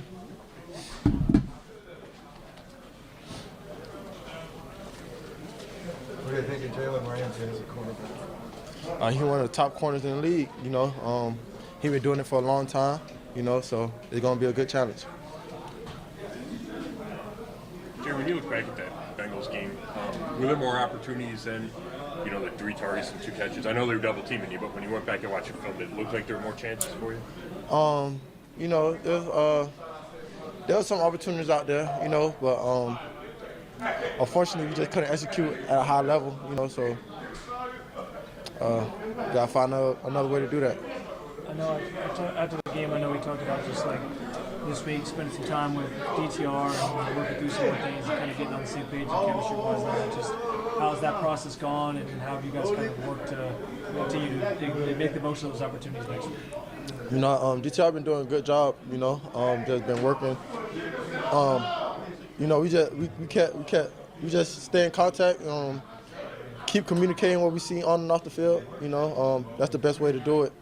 Just so we be on the same page. You know, he like Jameis better. He know like DTR not gonna be able to get him the ball. Like Jerry Jeudy, he know that off rip. I could tell by his facial expression. He's not gonna get the ball against the Dolphins, you know, especially if Jalen Ramsey on him the whole game. It's over. No stats. Hey, he might do his thing out there. Who knows? He might, but I don't know, man. Without Jameis Winston, I don't see Jerry Jeudy in that way with DTR. As this season has progressed for you, and you've had these explosive games that you've had, have you seen defenses attack you differently as this year's gone on? Yes. You know, now I see a lot of 2-mans, Tampa 2 coverages, a lot of underneath, 2 high safeties. So, you know, that's the biggest difference I've seen these past few weeks. I mean, you made it, fam. You made it. Aside from that, you've already hit 1,000 yards. Is there another target within your reach individually? My target is to win these next 2 games. I mean, aside from that? Huh? Nah. I just want to win these next 2 games. Good answer. Over whether David is going to play or whether Seth is going to play. And obviously that makes it tougher on you because then they can double team you. So if those guys can't play, what do you guys do to make sure that that you're not taking all that extra time? You know, David said, 2 great players, but we got a lot of great guys. If you want to double team me, you got Elijah getting open, you got our tight ends getting open, you got all the rest of the receivers getting open. So, they could try to double team me. Other guys gonna eat. So that's a good thing of having other great receivers around you. But you gonna need a quarterback to throw to all y'all boys. Y'all gonna need a quarterback, and y'all don't got that right now. Y'all do not have that. So, hey, hopefully it gets better for him in Cleveland. If not, please let that boy go. Please, bro. Please let Jerry Jeudy go. I want to see him in a better position than the Browns. But hey, he gonna make this work. He gonna make it work with Jameis. He gonna make it work. He got to. When you look at this, this Miami secondary, what do you see and what is most challenging for you as you prepare? I see a lot of zone, a lot of disguise coverages. So the biggest thing is for me is just read my triangle. Believe what I see out there.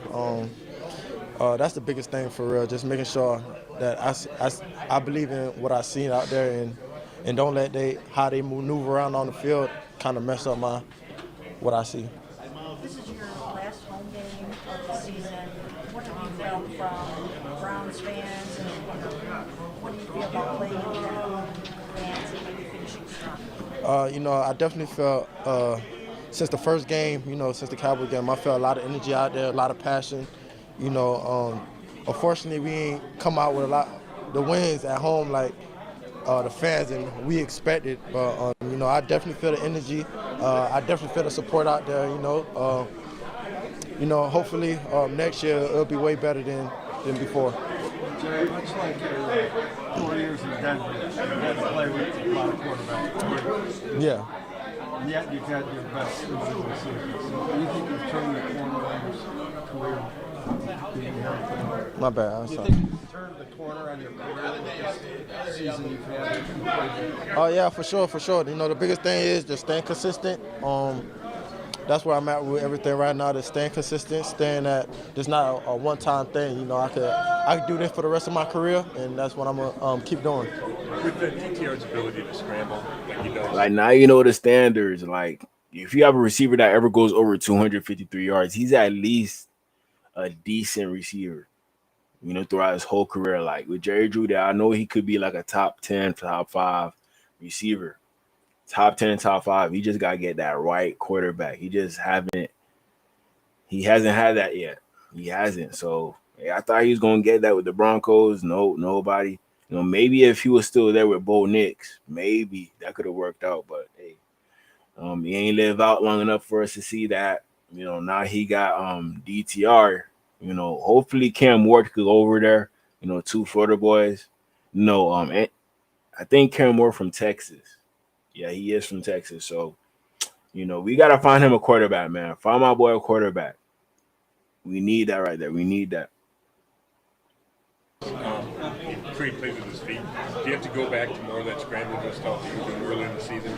Yeah, most definitely. Since DTR a great scrambling quarterback that know how to maneuver through the pocket, and we definitely got to stay on top of that just because the type of quarterback he is, and make sure we always available to him when it's time to make a play. And just the ball club is pretty hot with DTR. I know he's got a strong arm. Does the ball club? Yeah, DTR do got a strong arm. We do come pretty hot, but of course it's catchable. So that's the only thing that matters, So yeah. Yep. Thank you. I don't know about DTR arm. I do not know. Maybe I could find something on it on Twitter. I'm gonna show y'all real quick. I got y'all. Shout out to Crazy Dolphin. Good evening, DGLivee. Looks like another good show. Everyone hit that like button. Please support your boy. Appreciate y'all. Love y'all, man. Love you, Crazy Dolphin. You already know, man. Y'all go support the channel. Go get y'all merch. Barcode, QR code, whatever it is right here. All you gotta do is take a picture, then send you straight to the link. Straight to the link. So help support the channel. We got all teams, NFL, NBA, everything you need. Everything. I'm on stream. Let me see real quick. I'm gonna show y'all DTRs throwing on Twitter. Dorian Thompson Robinson.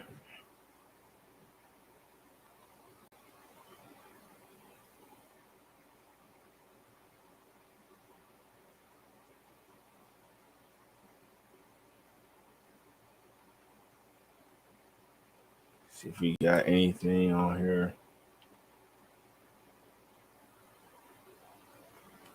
There gotta be some all 22 on here at DTR. They got college film. They got some practice clips.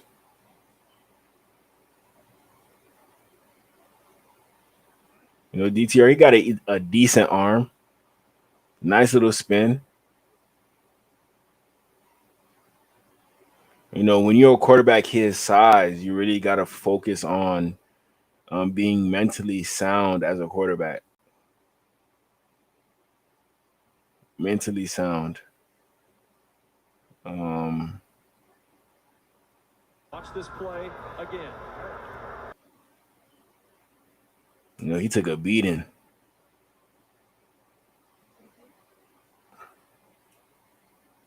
That boy definitely took a beating.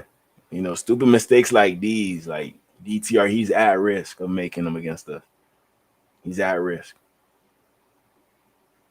Look, grandma mad. Boo, get out of there. You suck. You suck. Hey, that's Chop Robinson right there. This is Chop. Bah! That's Chop Robinson. Let me see. What other videos I can show y'all?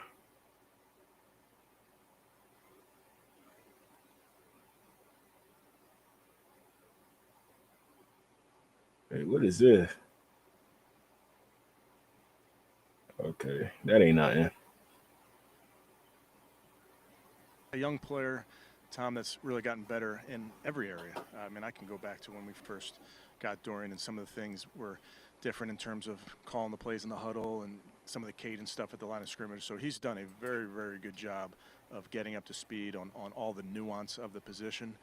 He's done a very good job of keeping himself prepared for when a moment comes that he's being put in there.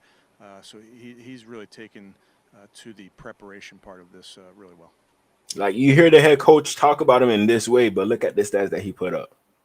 Look at the stats. Last game against the Bengals. Let me go to this real quick. Horrible stats. Horrible.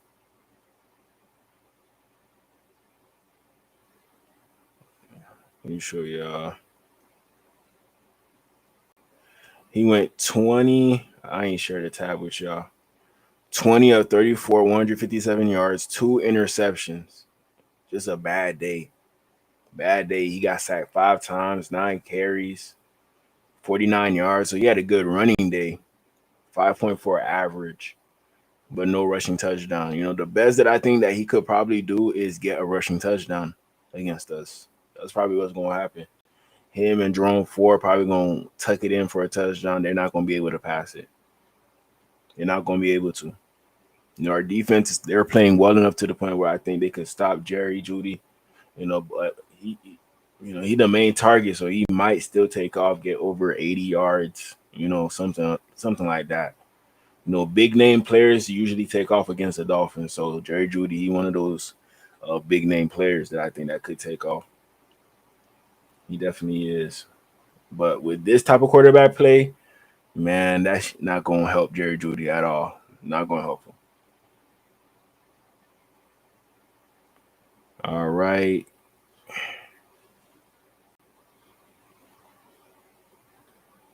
Next, we got Jerome Ford. He replaced Nick Chubb as running back number 1. You know, Nick Chubb, he got hurt again.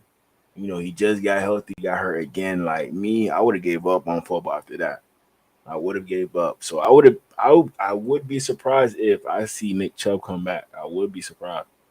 Jerome, just wondering how how you feel about the fact that you have been able to come up with so many explosive plays over the past few weeks and really help the team at a time when, things really aren't going well in very many other places.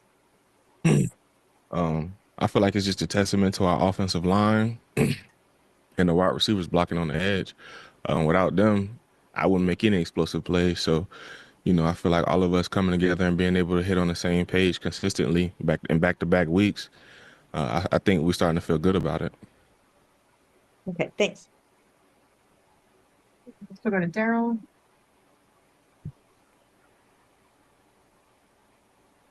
Yeah, Jerome, you credit your teammates for helping you get those explosives, but just for you, we've seen this from you in the past in spurts, but to be doing it on a more consistent basis, how good do you feel out there? Feel good. Like I said, I'm sorry, there are big holes being created, and when you're able to have that much space as a runner and get running, it's a great thing.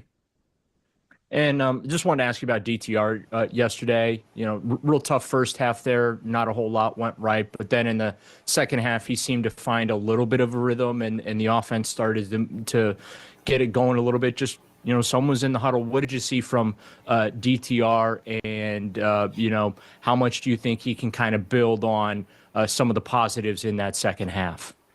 You see the resilience in him to fight. Like you said, we didn't have the best first half, but coming out there knowing we got 30 minutes of football to play, I feel like we all went out there and gave it everything we had. So there's Scott. Hey, Jerome, why isn't it important for you to, whether you're considered the number one or the number two? I know you've talked about it a lot and said that it doesn't matter, but why doesn't it matter? Why doesn't being number matter, one or two? like if people think you're the number one back, you know what I mean? I don't think it matters at all. Only thing that matters is what's going on inside the building here, and who coach put out on the field, and making sure that we've honed in and studied the game plan, and we go out there and we do our job.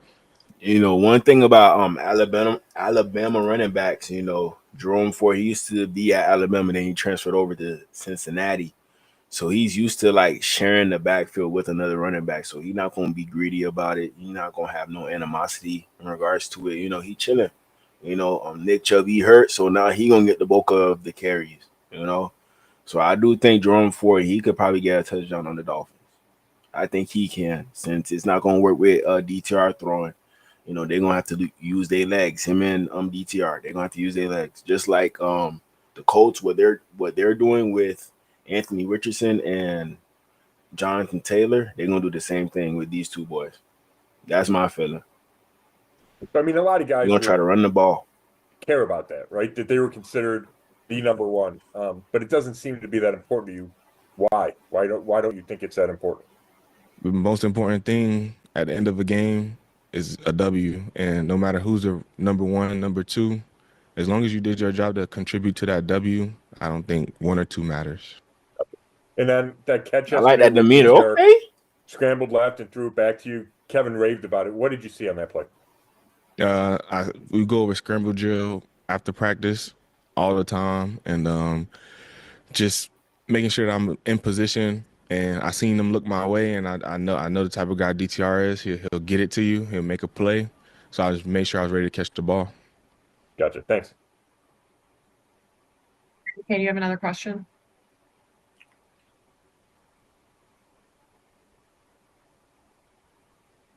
No, sorry. No. Okay, no worries. All right, last call for questions for Jerome. All right, looks like Daryl.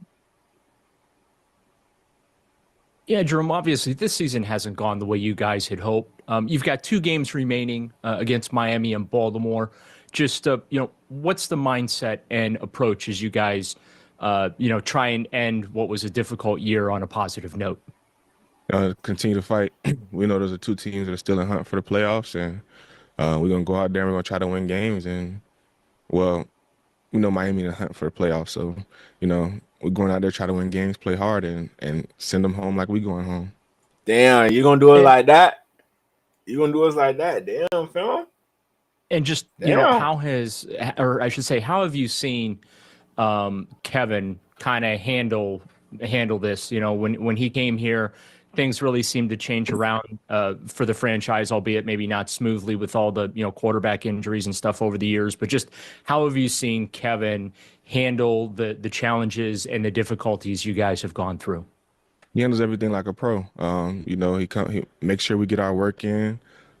He keeps us motivated, keeps us going, keeps us fighting. Talking about the head coach, when you have a bad record, and sometimes the team could look at you and think like you could be the problem, but I don't think the Browns are viewing it in that way. I don't know if the Browns are gonna fire Stefanski or not, but at this current moment, I just think like Deshaun Watson, he's done. It's either that or whatever quarterbacks go to the Browns is over for them. It's over. And I think he's done a great job from my point of view. Go back to Scott. Hey, Jerome. Kevin said that David Njoku had a knee injury yesterday. He was getting an MRI today. How have you seen him kind of fight through the string of injuries he's had this year? And what kind of loss if he's not able to play with you guys the last couple games?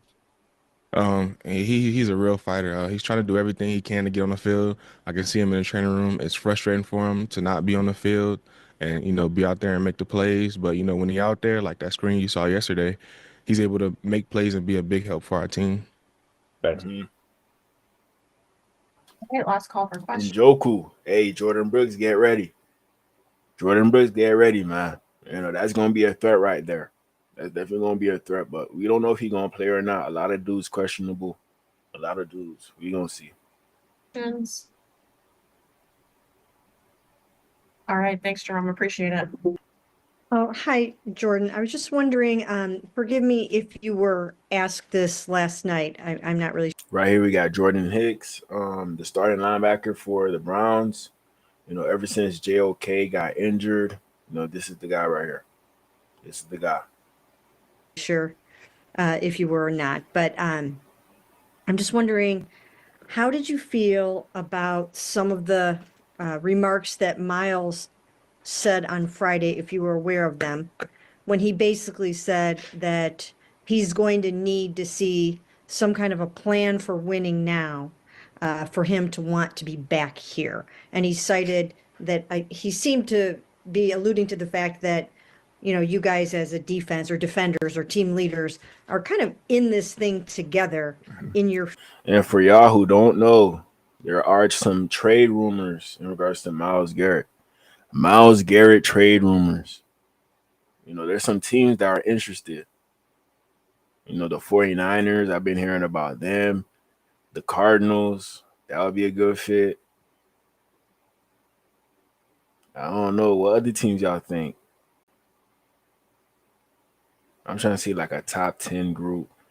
But there are some teams that would be interested. But every team would be interested. The Bears, the Lions. I'm not sharing the page with y'all. Yeah, Detroit Lions, that would be a nice pick.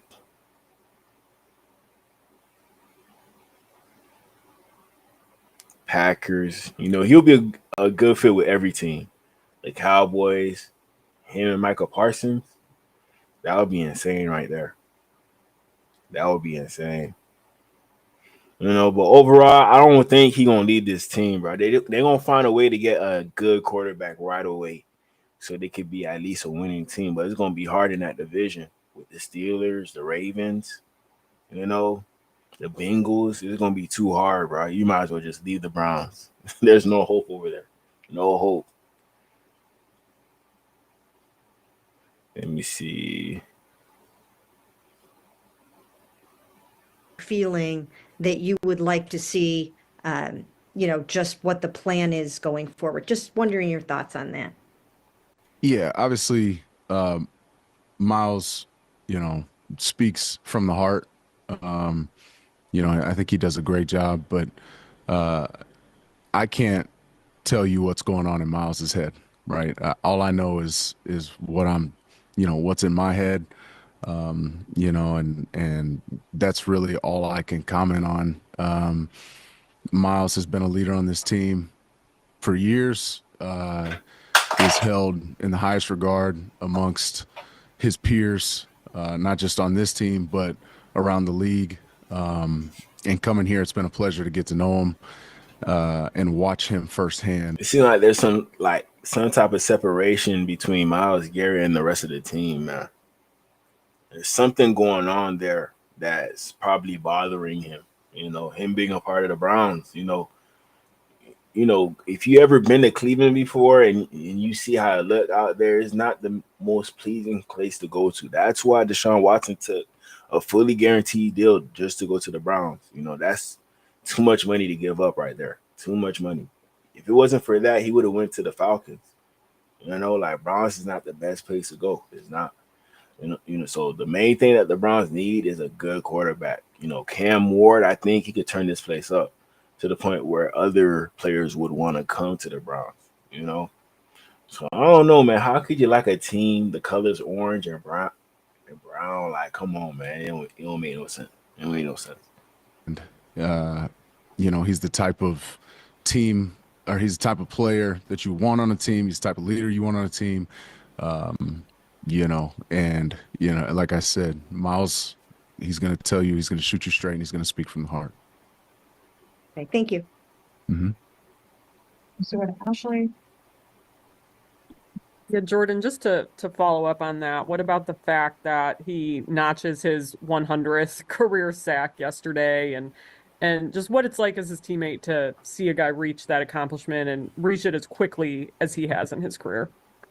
Yeah, and what's so special about it is you watch just about every play, he's getting double teamed, right?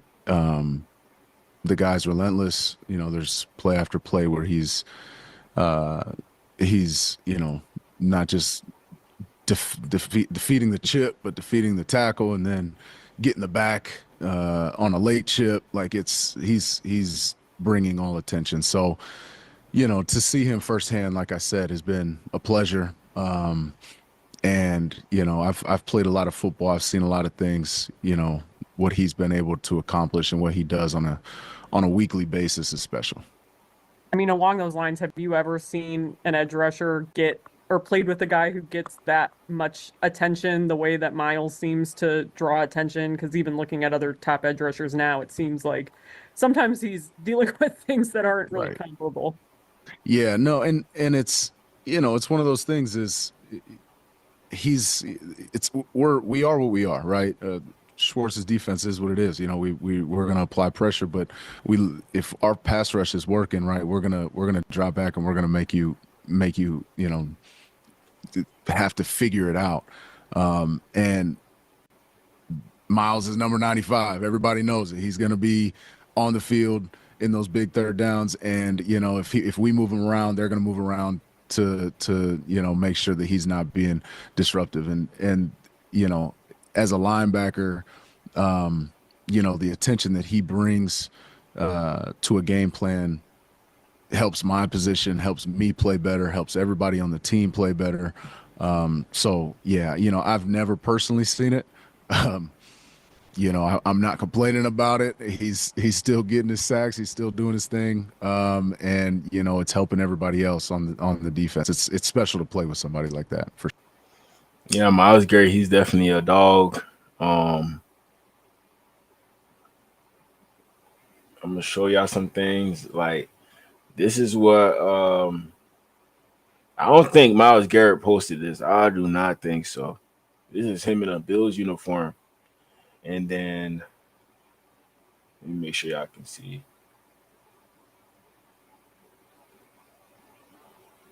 Okay.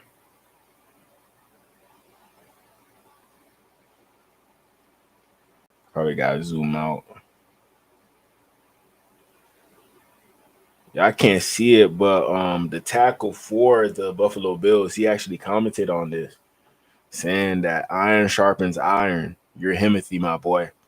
And I'm guessing Myles Garrett liked it, So Myles Garrett, he would be interested in going to the Buffalo Bills. You're going there, you're getting a solid quarterback for the future. Josh Allen, you don't got to worry about quarterback. You don't. You don't care about how the environment is. He just came from Cleveland. Just came from Cleveland. This is him against the Bengals. That should look too easy. 61. I don't know who that is. But he's sorry. He's sorry. I think that's Cody Ford from Oklahoma.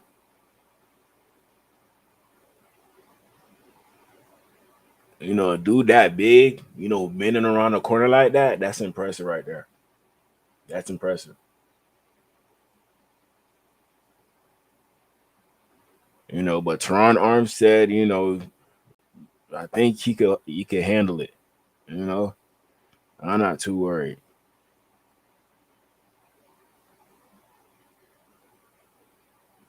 I know y'all seen this before. You know, you do this with your best pass rusher who's gonna get back there easily. Look. So Aaron Brewer, be ready. Aaron Brewer, be ready. I'm telling you right now, fam. Be ready. He gonna come at you straight like this. He gonna underestimate you because of your size. That's when you show him you squat like 600, 700 pounds. That's when you show him. You know, that way he could hoop too. That way he could hoop.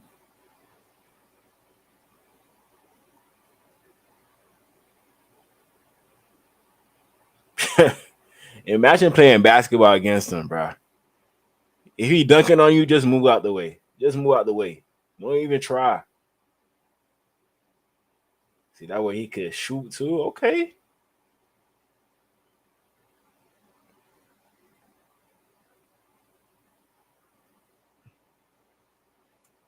Let me see what else. There's something else I wanted to show y'all. I don't see it here no more. Okay, yeah, this. Got a 64-inch box jump at the end of a lower body session. All right, we did a lot of strength work today. I don't think that he's necessarily gonna hit it, but he wants to give me lunch, so here we are.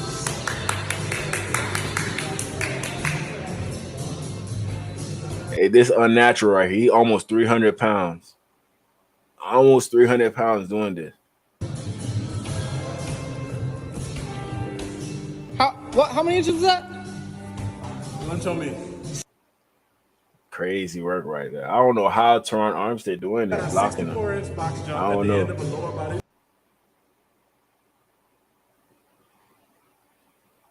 I do not know.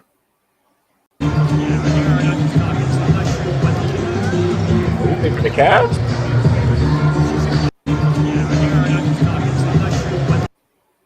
Oh, Cleveland. Okay, Cleveland Cavs. It makes sense. It makes sense. He probably just over there just to be over there.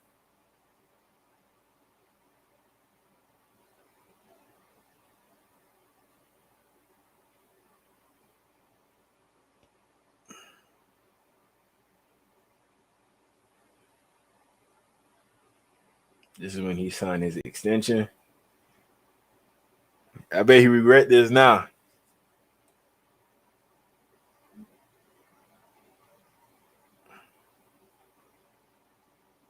I definitely bet he regret this.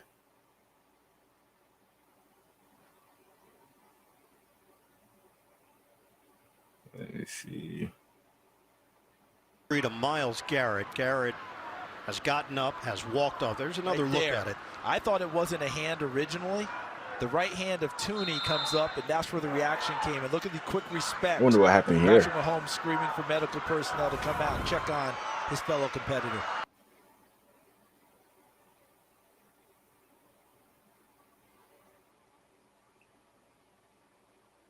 I think we just watched this one.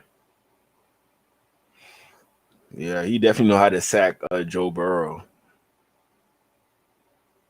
Every time I watch a Bengals versus Browns game, he's sacking Joe Burrow.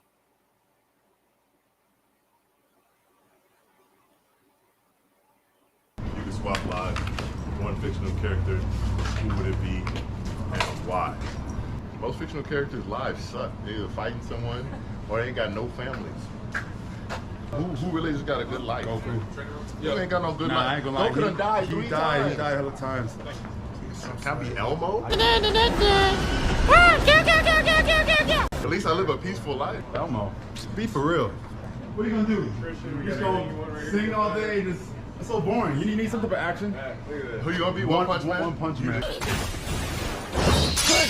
Yeah, save timer. He's got a boring life. This is super boring life. It's better than la la la la la la la la. Hey, them boys swore. I'm not even gonna lie. Them boys swore over there with the Browns. Most definitely. Alive? I know that. I'll take Superman. You can swap lives.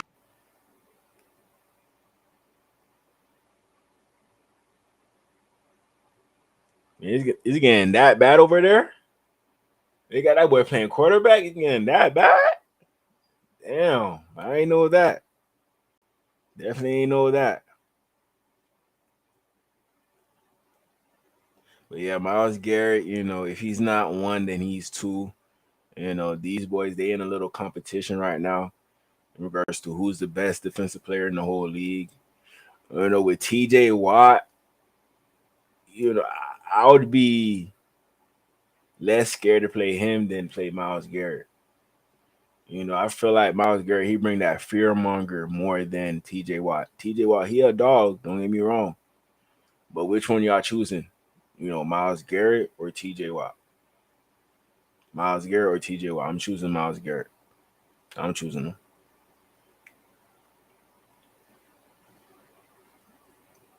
Let me see. I'm trying to find some more clips I could play for y'all, and I won't get in trouble.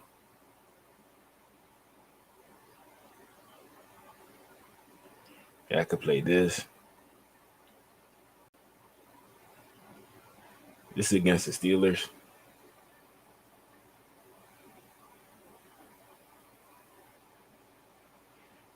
You could line up Miles Garrett anywhere. Anywhere. I'll put him at 0. He just a special, he too special. Too special. Ooh, spin move.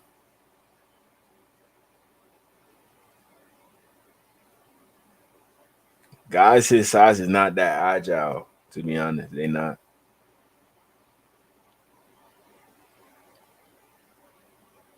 He need to change his number. 95, fam. Come on, you can have number 1 right now.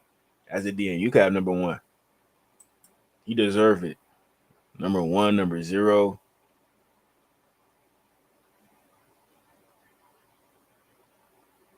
But I'm getting like the JJ Watt type of vibes from Miles Garrett. JJ Watt when he was a dog. But I think he gonna leave the Cleveland Browns. He's not gonna play there his whole career. He's gonna leave the team. Either in a trade or everything ends up going bad. He telling y'all like, hey, this is gonna be my last year. If y'all boys don't get this shit right, I'm leaving. I'm leaving y'all. Matt Crosby, he's saying the same thing. So, like players, they're not gonna go through 2 rebuilds. Only one.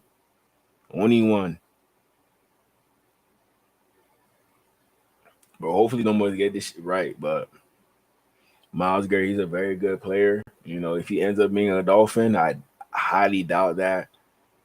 I highly doubt that. Nick Bosa, maybe the draft, maybe we get somebody in the draft that's good. You're gonna see.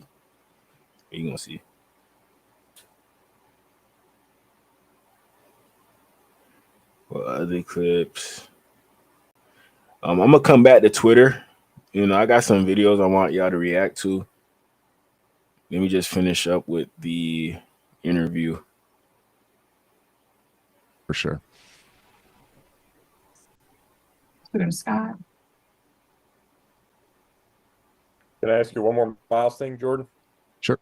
What did on that play where he chased down Joe yesterday on the sideline? I'm just curious what your view was live, and then when you watch it on film, it just seemed kind of special to me watching it. Yeah, live I didn't see it. I heard the crowd, right? I think that everybody wanted a late hit or 2 feet out, personal foul, whatever. But watching it on film, obviously you see him giving relentless effort, jumping, to make the tackle, and then rolling, spinning into the heaters, and the heaters falling over. And it just is a testament of who he is as a player and who he is as a person. Yeah, and then you've known Rodney for a while, right? And now he's got 2 games left. I was talking to him about that last week. How much does that come up, and how do you kind of reflect on what he's done in his 13 years? Yeah, man, it does. It comes up quite a bit. I have a lot of conversations with Rod and private conversations. And, we're both older guys in the league. And I try to pick his brain. I try to hear, his story and where he's at mentally. And he is enjoying every moment, trying to just do everything he can to leave it all out there on the field. Right. And, I think about in my own situation and in our situation as a team, it's easy to feel sorry for yourself in these moments. It's easy to look around and, try to take the easy route. And then you look at a guy like Rod, who knows he only has 2 games left, who is, fighting tooth and nail to leave it all out there on the field, to be in the right spot, to know the opportunities that are coming, are dwindling, right? If he doesn't make a play, he may not get that opportunity again to make it the next time, right? So just during the times that you losing, you got that old head over there that's you think like you see him, he about to retire. Like everybody probably looking at Teron Armstead in the training room, out there at practice. Like, damn, how you still doing that? How you still standing up? They see Calais Campbell. He about 40-some years old. That's inspiring everybody else to continue to work because them boys they giving it they off because that's their last 2 games. So that's a good example that he provided right there. Good example. Next we got Stefanski, the head coach. Let's see what he got to say. Front, Dorian's working through that calf injury. I'll be able to update you guys as we get through the week. Dave Njoku came out of the game with a knee injury. Don't have a ton of updates there. Again, we'll see how he comes through. Obviously very proud of him for pushing through that hamstring injury. And I think it says a lot about Dave and his ability to do that. Watching the tape, obviously feel very similar how we felt after the game. We just put ourselves in a hole early and struggled to dig ourselves out of that. But you have to look at the things that we did early in that ball game to put ourselves behind. And those are the things that we're addressing today. But with that, I'll take any questions. Great. First question will go to Tony. All righty. All right. Kevin, this isn't the first time you've been asked about Judy not getting the ball enough, and you've always responded, yes, we have to get him the ball. My question is that inability to get receiver a ball more a function of game planning, play calling, or quarterback decision making? Well, I think it's a combination of all of those things, Tony. When you're talking about any type of target, it's our job as coaches to put together a game plan where, your best players are obviously the primary, but then you have to go with what the defense does. That's the other piece of it, I think, Tony, that you have to, when you're coaching the quarterbacks, make sure they understand that the ball goes where the ball goes, dictated by coverage. Obviously, there's things that we do and we'll always continue to do to try to get our guys open. And certainly it's no secret that Jerry is a huge, huge part of our offense. So it goes without saying that we want him to touch the ball more. Okay, and just to ask you again about DTR, if he is healthy this week, he will start against Miami? Yes. All right, thank you. All right, next we'll go to Mary Kay. Yeah, Kevin, just wondering if for some reason Dorian isn't healthy, who are you kind of getting ready to start against the Dolphins? Would that be Bailey or would you go back to Jameis? I think it's probably premature to we will work through that. Mary Kay, I say that just because I got to see how Jameis comes through with his shoulder injury as well. So we have to see how all of that shakes out this week. So right now it seems like it's gonna be Bailey. That would start if DTR can go, but if Jameis can go, then it would be Jameis who would go. But if DTR is straight, then it's gonna be DTR. But I don't know. I feel like with DTR, they're gonna leave him in for the beginning of the game, then they're gonna put in Jameis. DTR, I don't think he's gonna do well against us. I don't think so. So if they have Jameis in there, Jameis will play against the Dolphins, in my honest opinion. So Jerry Jeudy, he might snap. He might snap if Jameis Winston go in. Okay, thank you. Next we'll go to Scott.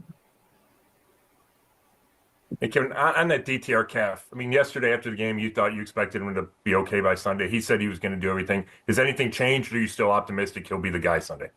Yeah, I mean, he played through it the whole time, so give the kid credit for that because that happened on the first couple plays. But like anything, like any injury, you just have to be careful and make sure that you treat it.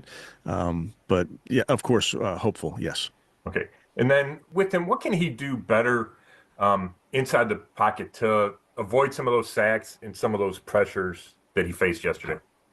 Yeah, I mean, I think it's always a combination of things, Scott. We have to, number one, you need to put yourself in a position where you don't have to drop back as often as we have. That's one piece of it. But also, it always is a combination of quarterbacks moving within the pocket, having the correct depth in the pocket, the line setting, the depth of the pocket, and the width. So everybody has to work together in that regard. Thanks. So go to Daryl. Yeah, Kevin, DTR didn't have any passing yards or net passing yards, I should say, there in that first half, but he seemed to kind of get on a little bit of a roll there in the third quarter. Just what did you see from him coming out of the locker room, and how can he build on that from a developmental standpoint in these next couple of weeks? Yeah, I think we played better as a football team in the second half there. Daryl obviously made some plays there with Dorian with his feet. First and foremost, I thought he did a nice job of gaining some first downs with his feet, and then did a nice job spreading the ball around to our guys when those opportunities presented themselves. And we've talked so much about the turn. I'm telling you, they're going to run him. They're going to run him against us. I'm telling you. Turnovers these last 2 years. You even mentioned, the 37 you had a year ago. You're up to 30 this year. How do you, as you wind this season down, I guess, evaluate how you guys as coaches can, I guess, work on that more in practice or change how you work on it or whatnot so you can slow those down come 2025?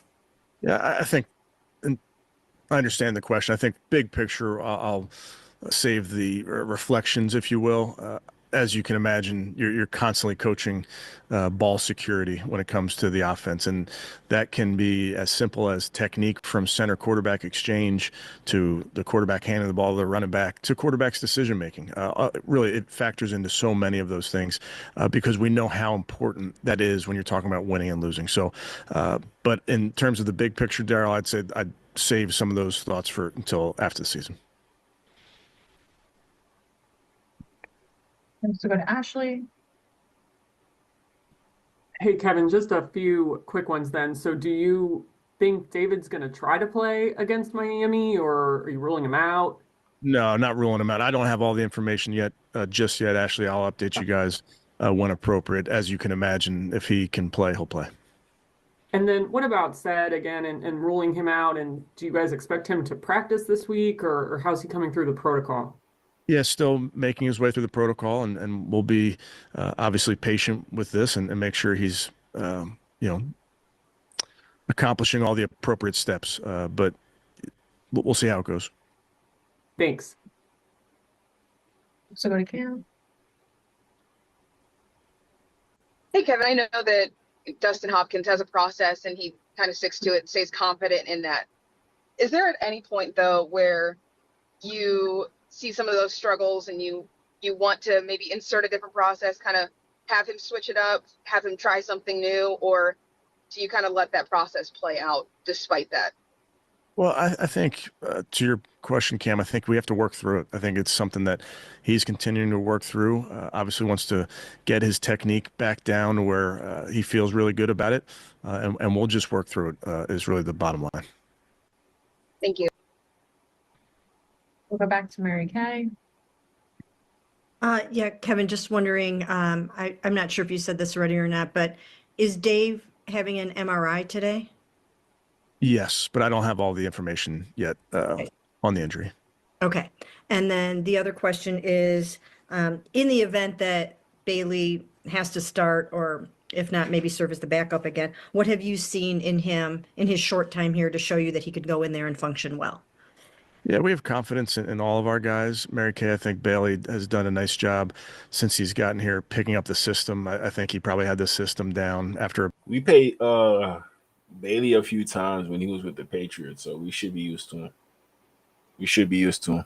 About a day, very intelligent, and then there's some similarities to what he was doing when he was in New England this summer. So really understands what we have to do. He's done a nice job in practice. So, but we'll see where this week takes us. Thank you. We'll go back to Scott. Hey, Kevin, I know we see Miles do a bunch of, freak stuff, but did you get a good view of him chasing down Burrow toward your guys' sideline yesterday? And did that it looked different to me, the speed he was using in that effort to get to him? Yeah, I obviously had a good view of that when it happened live, and then had a good view of it just watching the tape. And listen, that's a unbelievable effort play to run him down, to contact him inbounds, versus a player that we know is very, very elusive. So that's when we're at our best. That's our defense flying around the field. And then the Mahmoud, when he got the neutral zone when they were at the one, looked like he objected. Did he go offside? And if so, how frustrating? Because obviously that's what they were trying to do, is get him to jump offside. Listen, Mahmoud is a young player. He's a very, very smart player. That was not his best play. That's not indicative of the type of player he is, and he will learn. Yeah, that's one of the linebackers that they got. They got good linebackers. They do, but I just feel like we could still get the win based off of them. The DBs, they good, but we're gonna take advantage of the linebackers. We're gonna take advantage. No JOK out there. From that, and honestly, our entire team will learn from that. Thanks. We'll go to Tom. Thanks, Jordan. Hey, Kevin. And I apologize if you were asked about this yesterday. On Friday, Miles talked about not wanting to go through a rebuild again here. And, I know you don't want to share any conversations you've had with him personally, but can you appreciate, his frustration? And I know you would probably always encourage your players to speak their minds when they have the opportunity. Yeah, like you said, Tom, any conversations I'd keep with our guys, and I have a lot of conversations with our guys, so they know that they can share their opinions with me, and it'll always be that way. Obviously, Miles, all of our guys are extremely competitive, and they want to obviously win these games. We want to win this one versus Miami. That's our focus. Thanks. I'm sorry, but y'all not gonna win that one. I'm sorry, man. I'm sorry. So y'all might as well trade Myles Garrett and give him to what? Might as well, man. But that's all the videos I got for y'all. Now I'm just gonna scroll on Twitter. Look at some videos I wanted to react with y'all with. Zoom in. So right here we got Dan Campbell. He gonna talk about Teddy Bridgewater signing with the Detroit Lions. So I'm guessing they about to make a playoff run. I've been in contact with Teddy for a while, and it was something that was always potentially a possibility. And we all know what Teddy's been doing down there and giving back to his community. And they won a championship down there, so his debut as coaching worked out pretty dang good. But just to be able to add somebody back here that's got experience, he's staying in shape, he's been throwing. Just get him work back in here a little bit. It just brings a level of professionalism, veteran presence, somebody that's great for our team. He's great for the position. I've been in contact. I'm proud of Teddy Bridgewater. I'm real proud of him because, I feel like Teddy Bridgewater, he made Michael Vick go get that coaching job. Deshaun Jackson, he just got a college coaching job. So all these former players, they're getting head coaching jobs now because there's money involved wherever you go. To be honest, you see what Deion did with Jackson State, and now he got Colorado, and you seen what happened with Colorado. So it's a new wave, it's a new thing now. So Teddy, he the first one to go play football and go coach. Now he's gonna go back to playing football, then he's gonna go coach again at Northwestern. So it's crazy. It's crazy what Teddy doing right now. Real crazy. Let me see if I can show y'all a video of Teddy at his state championship.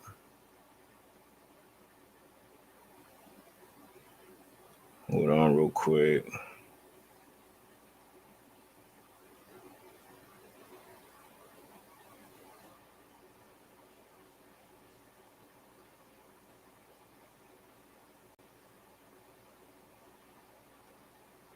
Teddy Bridgewater retired from the NFL last season, deciding to return to his high school and coach at his alma mater. Mike DePasquale explaining why Teddy B's neighborhood legend continues to grow following this week.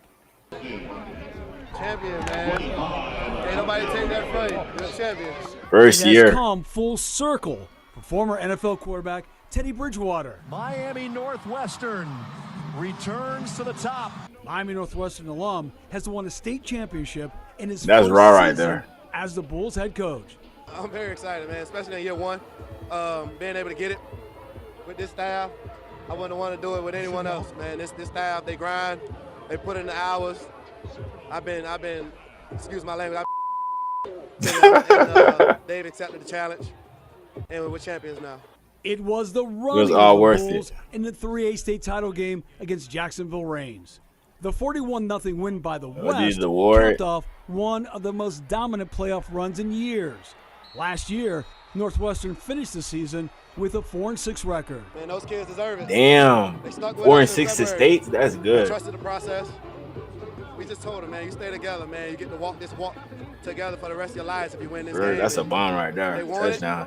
it. 10 years from now, when we have practice on Thanksgiving, they'll come back and reminisce. Junior wide receiver Calvin Russell had a 6-yard touchdown in the second quarter that gave the Bulls a 14-0 lead.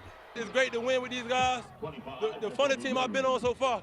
And these last 3 years been a lot of ups and downs, but you know, it's been the funnest years of my life. And I can't wait to win again. Once it was over, Teddy was first dancing on the sidelines, then on the streets Oh, to wow. continue the celebration. Okay, Teddy. This was Northwestern's Okay. first state title since 2019. Okay. It means a lot to the kids. Teddy, you ready for Miami, man? Community, Liberty City in general, man. When Northwestern's doing well, Liberty City inspired me. We've been saying this for years, and it's great to be back on top. Northwestern now has 9 state titles overall. Also winning state championships, 9. Chaminade Madonna in 1A. That's 4 straight for the Lions. American Heritage in 4A. They're 6th overall. St. Thomas Aquinas in 5A won their 6th straight state title. Their state record 16th overall. Congrats to all the teams. Mike DePasquale for the Lexus Sports Extra. Thanks so much, Mike. Congrats. That's crazy that Teddy did that. That's crazy. Northwestern Max Preps. I want to see what they did during the year.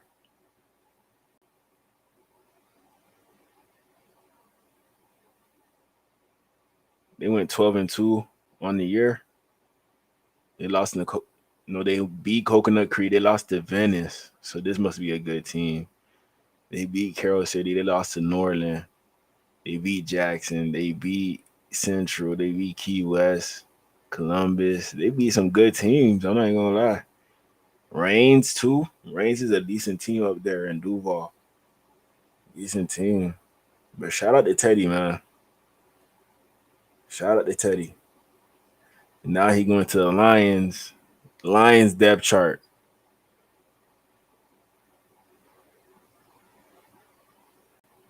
They got Hendon Hooker, so I'm confused as to why they brought Teddy in. You know, they probably have no faith in Hendon Hooker. You know, he tore his ACL before he got drafted to the Detroit Lions. You know, he looked just like Teddy too. He looked just like Teddy. But we're going to see, man, if they make it that far to the point where they need Teddy. But that would be lit if Teddy could win them a Super Bowl game. That would be so lit. I'd be so happy for Teddy at that point. If he win a state championship and a Super Bowl in the same year, oh my God, bro. That would be so cool. So cool, man. But yeah, shout out to Teddy getting that job back with the Lions. I kind of knew something was gonna happen. I kind of knew it. Right here's the top 10 list of the top 10 players in Florida and where they committed to. You know, Gators, they got 4 people on that list. Then nobody else in Florida. Nobody else. No FSU, no UM. You know, no FAU, no FIU, no UCF. You know, just straight us. So it's gonna be a real good year being a Gators fan. A real good year. I'm just giving y'all a warning. Giving y'all a warning.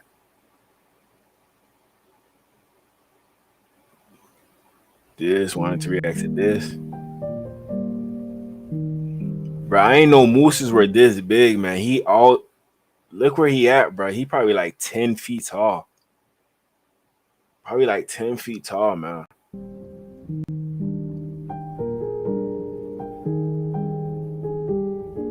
This is why I can't stay up north. This is why. What is he eating?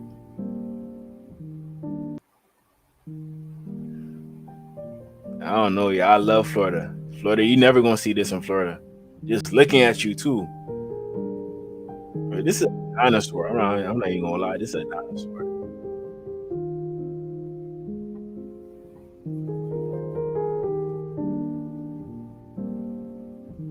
Crazy, man. I'm moving after I'm seeing this. I'm moving. Definitely moving. And like I told y'all about Deshaun Jackson, he signed with Delaware State to be the next head coach. So they're going to try to do what Prime did at Colorado, but at smaller school. That's what they're going to try to do. I'm telling y'all. It's about to get so lit in college and NFL. It's about to get so lit, bro.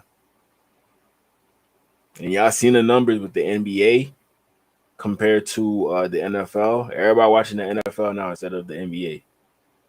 Everybody. Here we got Lamar Jackson, Gatorade. Haven't had that. I'm gonna go ahead and put him down here at 9. RT, you got to put that in top 3.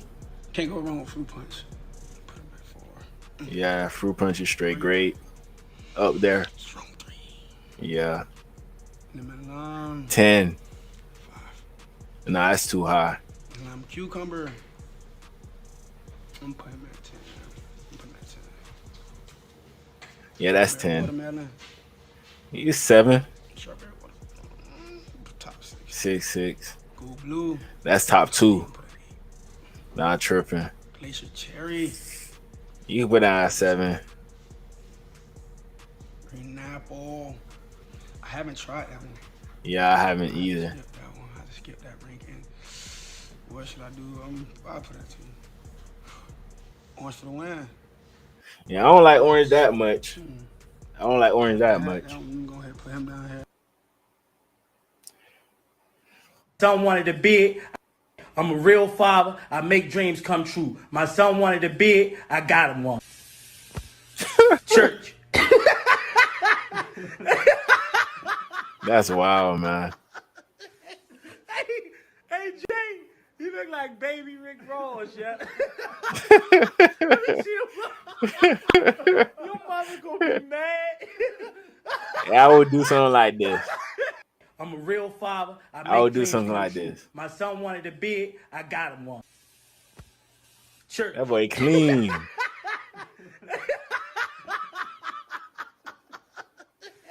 Yeah, wow. Hey, Jay, you look like baby Rick Ross, yeah.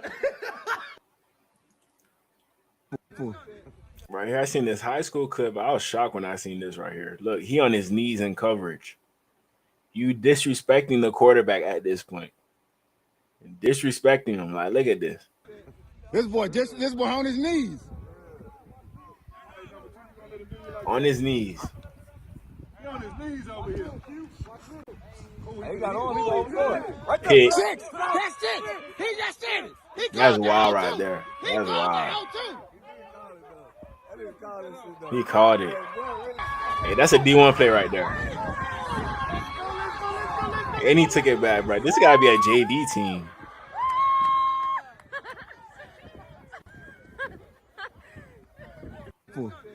This boy on his knees. Gotta be a JV team. He on his knees over here. He got on. He over there. Right there. Six. That's it. Ridiculous. He just did it. He called that 0-2. Yeah, he watched film. He watched film.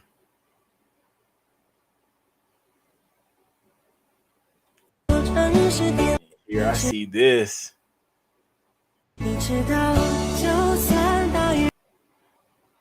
Anything. No cheating allowed. She brought a whole blanket. Like, what's going on here? How can you even see doing this? How? Be for real. Be for real.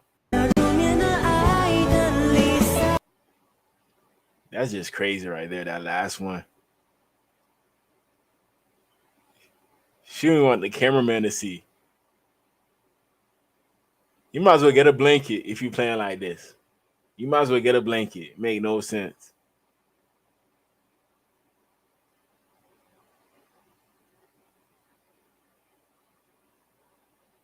And when they locked in though, this one it looked like he getting sucked in by the computer. This was it's like a ritual.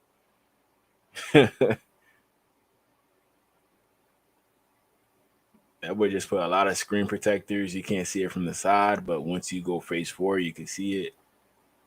I like that one. That's not too much work. This one, nah, you're gonna get hot. This one, I don't know. This person tripping. This person, unless your eyes is on your chest, then that's gonna work. But your eyes not on your chest. That boy breaking their neck. And that's crazy right there. Crazy. Man, so we both right here. We got Xavier Leggett. You know, this is him eating that coon. That coon, I don't know what he be saying, but that coon, I think this is raccoon right here. So he gonna let some of his teammates try the food and see how they like. That's some coon, huh? Well, how you made it? How it made? See, man. So we boiled that beat you. Make that meat fall off the bone. You know what I'm saying? Chop them up, put them in there, put some crab on and let them dry. Just a pepper, you ain't put no other seasoning on there. We got something in there. All right, we finna see what this shit talking about.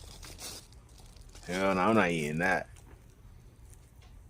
Goddamn coon, boy. Coon, baby. All right. Come on, boy. I know that bitch jumped straight on them buds and started to jam.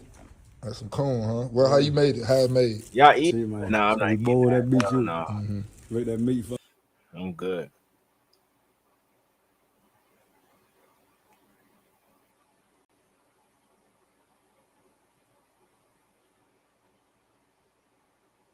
It's gonna be at this event. You're gonna be dressed. If anybody misses, like that idiot that said something named Shallow, you are not playing this game. All right. Yes. Everybody's gonna be at this event. You're gonna be dressed properly. Yes. Everybody's at the event. We good? Yes. Break it down on the idiot I just said. Yeah. Idiot. If anybody misses, like that Colorado, idiot you got that a new said something named quarterback. Shallow, you are not playing this game. All right. Everybody's gonna be at this event. You're gonna be dressed. They got a new quarterback. We're gonna check him out in a little bit. People saying this is the downfall of CJ Stroud after he ended up hanging out with Amber Rose. He fell off after this. I think so. He fell off after this. Y'all think so? But I think he hit. I think he hit one night. She was probably drunk. She put up on him. You know, he probably got his own crib, and she did what she had to do. That's what I think. CJ. He got down with her. And he got the Urus with her. And that boy got the Urus.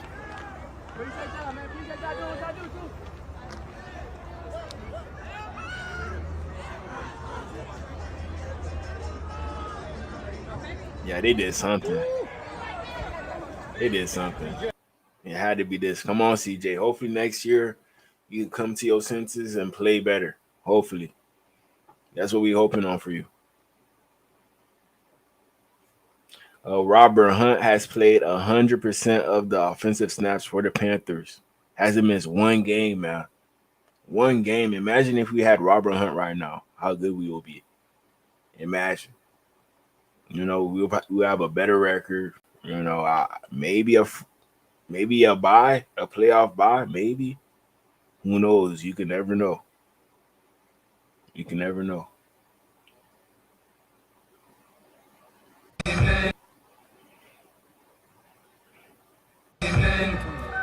Push that for No copyright. Bro, what Isaiah McKenzie got going on right now? What kind of jersey he got on right now? There go Waddle. There go Izukama. There go Tariq Black. There go Eskridge. There go Craycraft.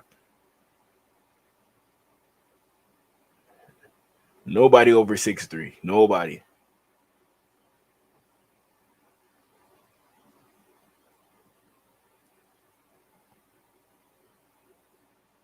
There go Malik Washington too. But McKenzie, they tried him. This mean you about to get cut.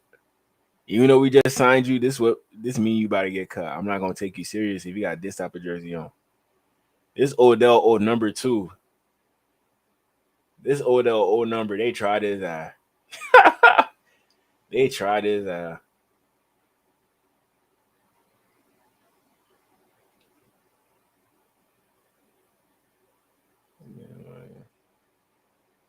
Style to swag.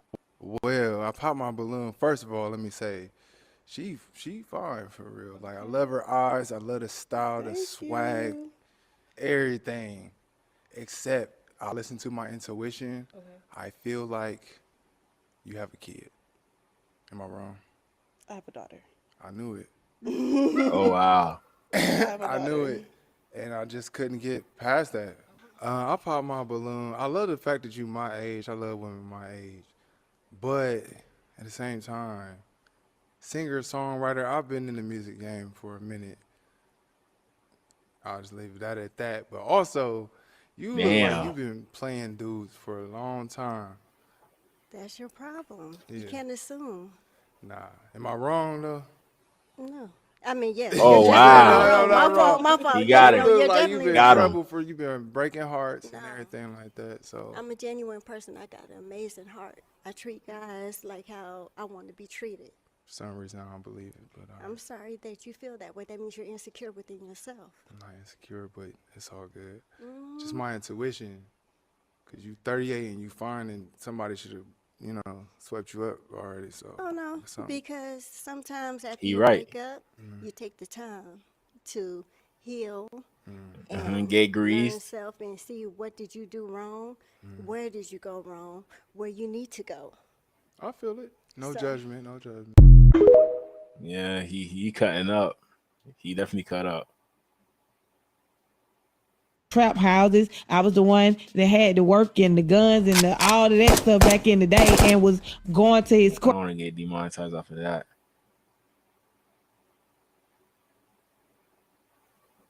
Suites as I can get. You know, we'll get anywhere from 5 to 15 suites for, you know, ownership or general manager, head coach. We also need quite a bit of meeting space for, you know, our meal room, our offense, defense, all the other breakout rooms. But we also have treatment, a recovery and activation room. Everybody takes security very seriously. We have, you know, police officers in the meeting space. We have police officers on the floors. We get complete floors for players so that there's nobody else on the floor with them.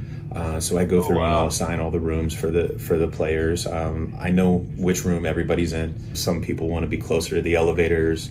Other people want to be further away from the elevators. And sometimes, you know, like Shelton Quarles, when he was playing, he was number 53. So if I can put him in a room that ends with a 53, I try to do that, give him a little smile. They're rookies. Is that serious? Is that serious? And for those who don't know, this is the wild truth about NFL players. Whenever they got to go to a away game in the hotel accommodations over there. This is what they explain it. Year, Kalijah Cansey and Servassier Dennis were sharing a room during training camp. So I put them in room 412, just basically because 412 is the area code for Pittsburgh where they went to school. So small things like that, just, you know, sometimes people don't notice it, but, you know, sometimes it brings a little smile to, you know, the long days that we all have. So, like, Cam, just an inside scoop, like, what was it like for you to travel in hotels? What were some of the privileges you got? And obviously, like, you know, some crazy stories if you have any with the hotels. Don't got too many crazy stories, but I will put y'all on game on certain things. All right, first and foremost, if you play that video back real quick, something that I think was extremely cool, not necessarily cool, but it was mandatory. That security, okay, It's two things. Play the video back. You could take it off of the audio. No. That. The dogs, yeah. Somebody would say like, yo, ain't they doggone checking for weed and marijuana? Like, no. That dog is only checking for explosives. Okay. That's it. Yeah. So. I thought I was checking for something else. Next clip. All right, but but that's the only thing that the dog is checking for. Yeah. You see what I'm saying? That's because when we go into the stadium, they have to take security serious. Yeah. And by the time you get off, it's just pick up and go. It's some stadiums you may go through another security, so all bags are getting checked at all times. It ain't no clear bag policy for the players, but given the circumstances of security and making sure that everybody's safe, you ain't gonna pass too much shit going into the stadium. But let me ask you too, just for the people that don't know, do you all like say for instance Super Bowl? Did that change when you were in Super Bowl versus a normal day in the hotel? Like, did y'all buy out the whole hotel or did you have select floors? The thing about that too, this is a dope clip because now as a former player and understanding what goes into director of team operations, he's talking as if he's just booking these hotels 2 weeks out. These hotels are booked at least 6 to 7 months out. Damn. Now, the dope thing is every team may have a partnership with a specific hotel. You may have Hilton. You may have Marriott. You may have a couple times we stayed at with the Ritz-Carlton, which is also a part of the Marriott. I believe so. But these corporate sponsors, these are how they're able to benefit certain teams. You may get teams that corporate sponsors Delta, so you only fly Delta planes. You get other teams whose corporate sponsor is American Airlines, so you only can fly American Airlines. American Airlines hub was and still is in Charlotte. Yeah. So it was that. But then when I went back, we was on Delta. So I'm like, hold on. What happened to you? What happened to that? Mm-hmm. Feel me? Yeah. Like team hotels, not just at away games, but also at home games. Yeah. Oh, yeah. Because you do stay at hotels the night before the games. Given the coach, I've seen multiple coaches, different coaching styles where I didn't know if Bill would let us do it because it was COVID. Yeah. So some coaches are cool with veterans staying at their house the night before the game. Yeah. That's just a coach's crazy. I didn't know that right because coaches don't really stay at the hotels, even though they have a hotel room. Yeah. Now, Yeah. Next thing. Hello. You see what I'm saying? Like, I'm sorry if I'm. Yeah. Lastly, so we talked about the security. We talked about booking it. Okay. Now, another thing.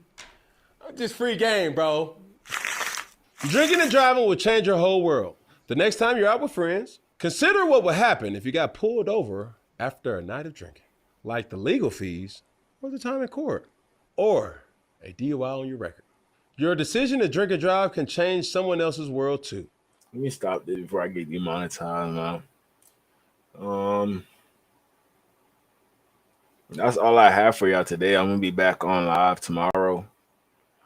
Seeing if there's any updates with the Dolphins, and then other than that, if there's anything else I want to react to, I'm gonna have it saved already so we can react to it. But hey, appreciate y'all, love y'all. You already know what to do. Like, comment, subscribe for more content. Y'all go get y'all merch. Just scan the QR code, take you right to the website. Please and thank you. I appreciate everything. In the top corner where it says donate, that QR code, that'll take you to Cashapp. Help your boy out. But yeah, man, I appreciate y'all. Love y'all. DGE, Dolphin Gang Entertainment.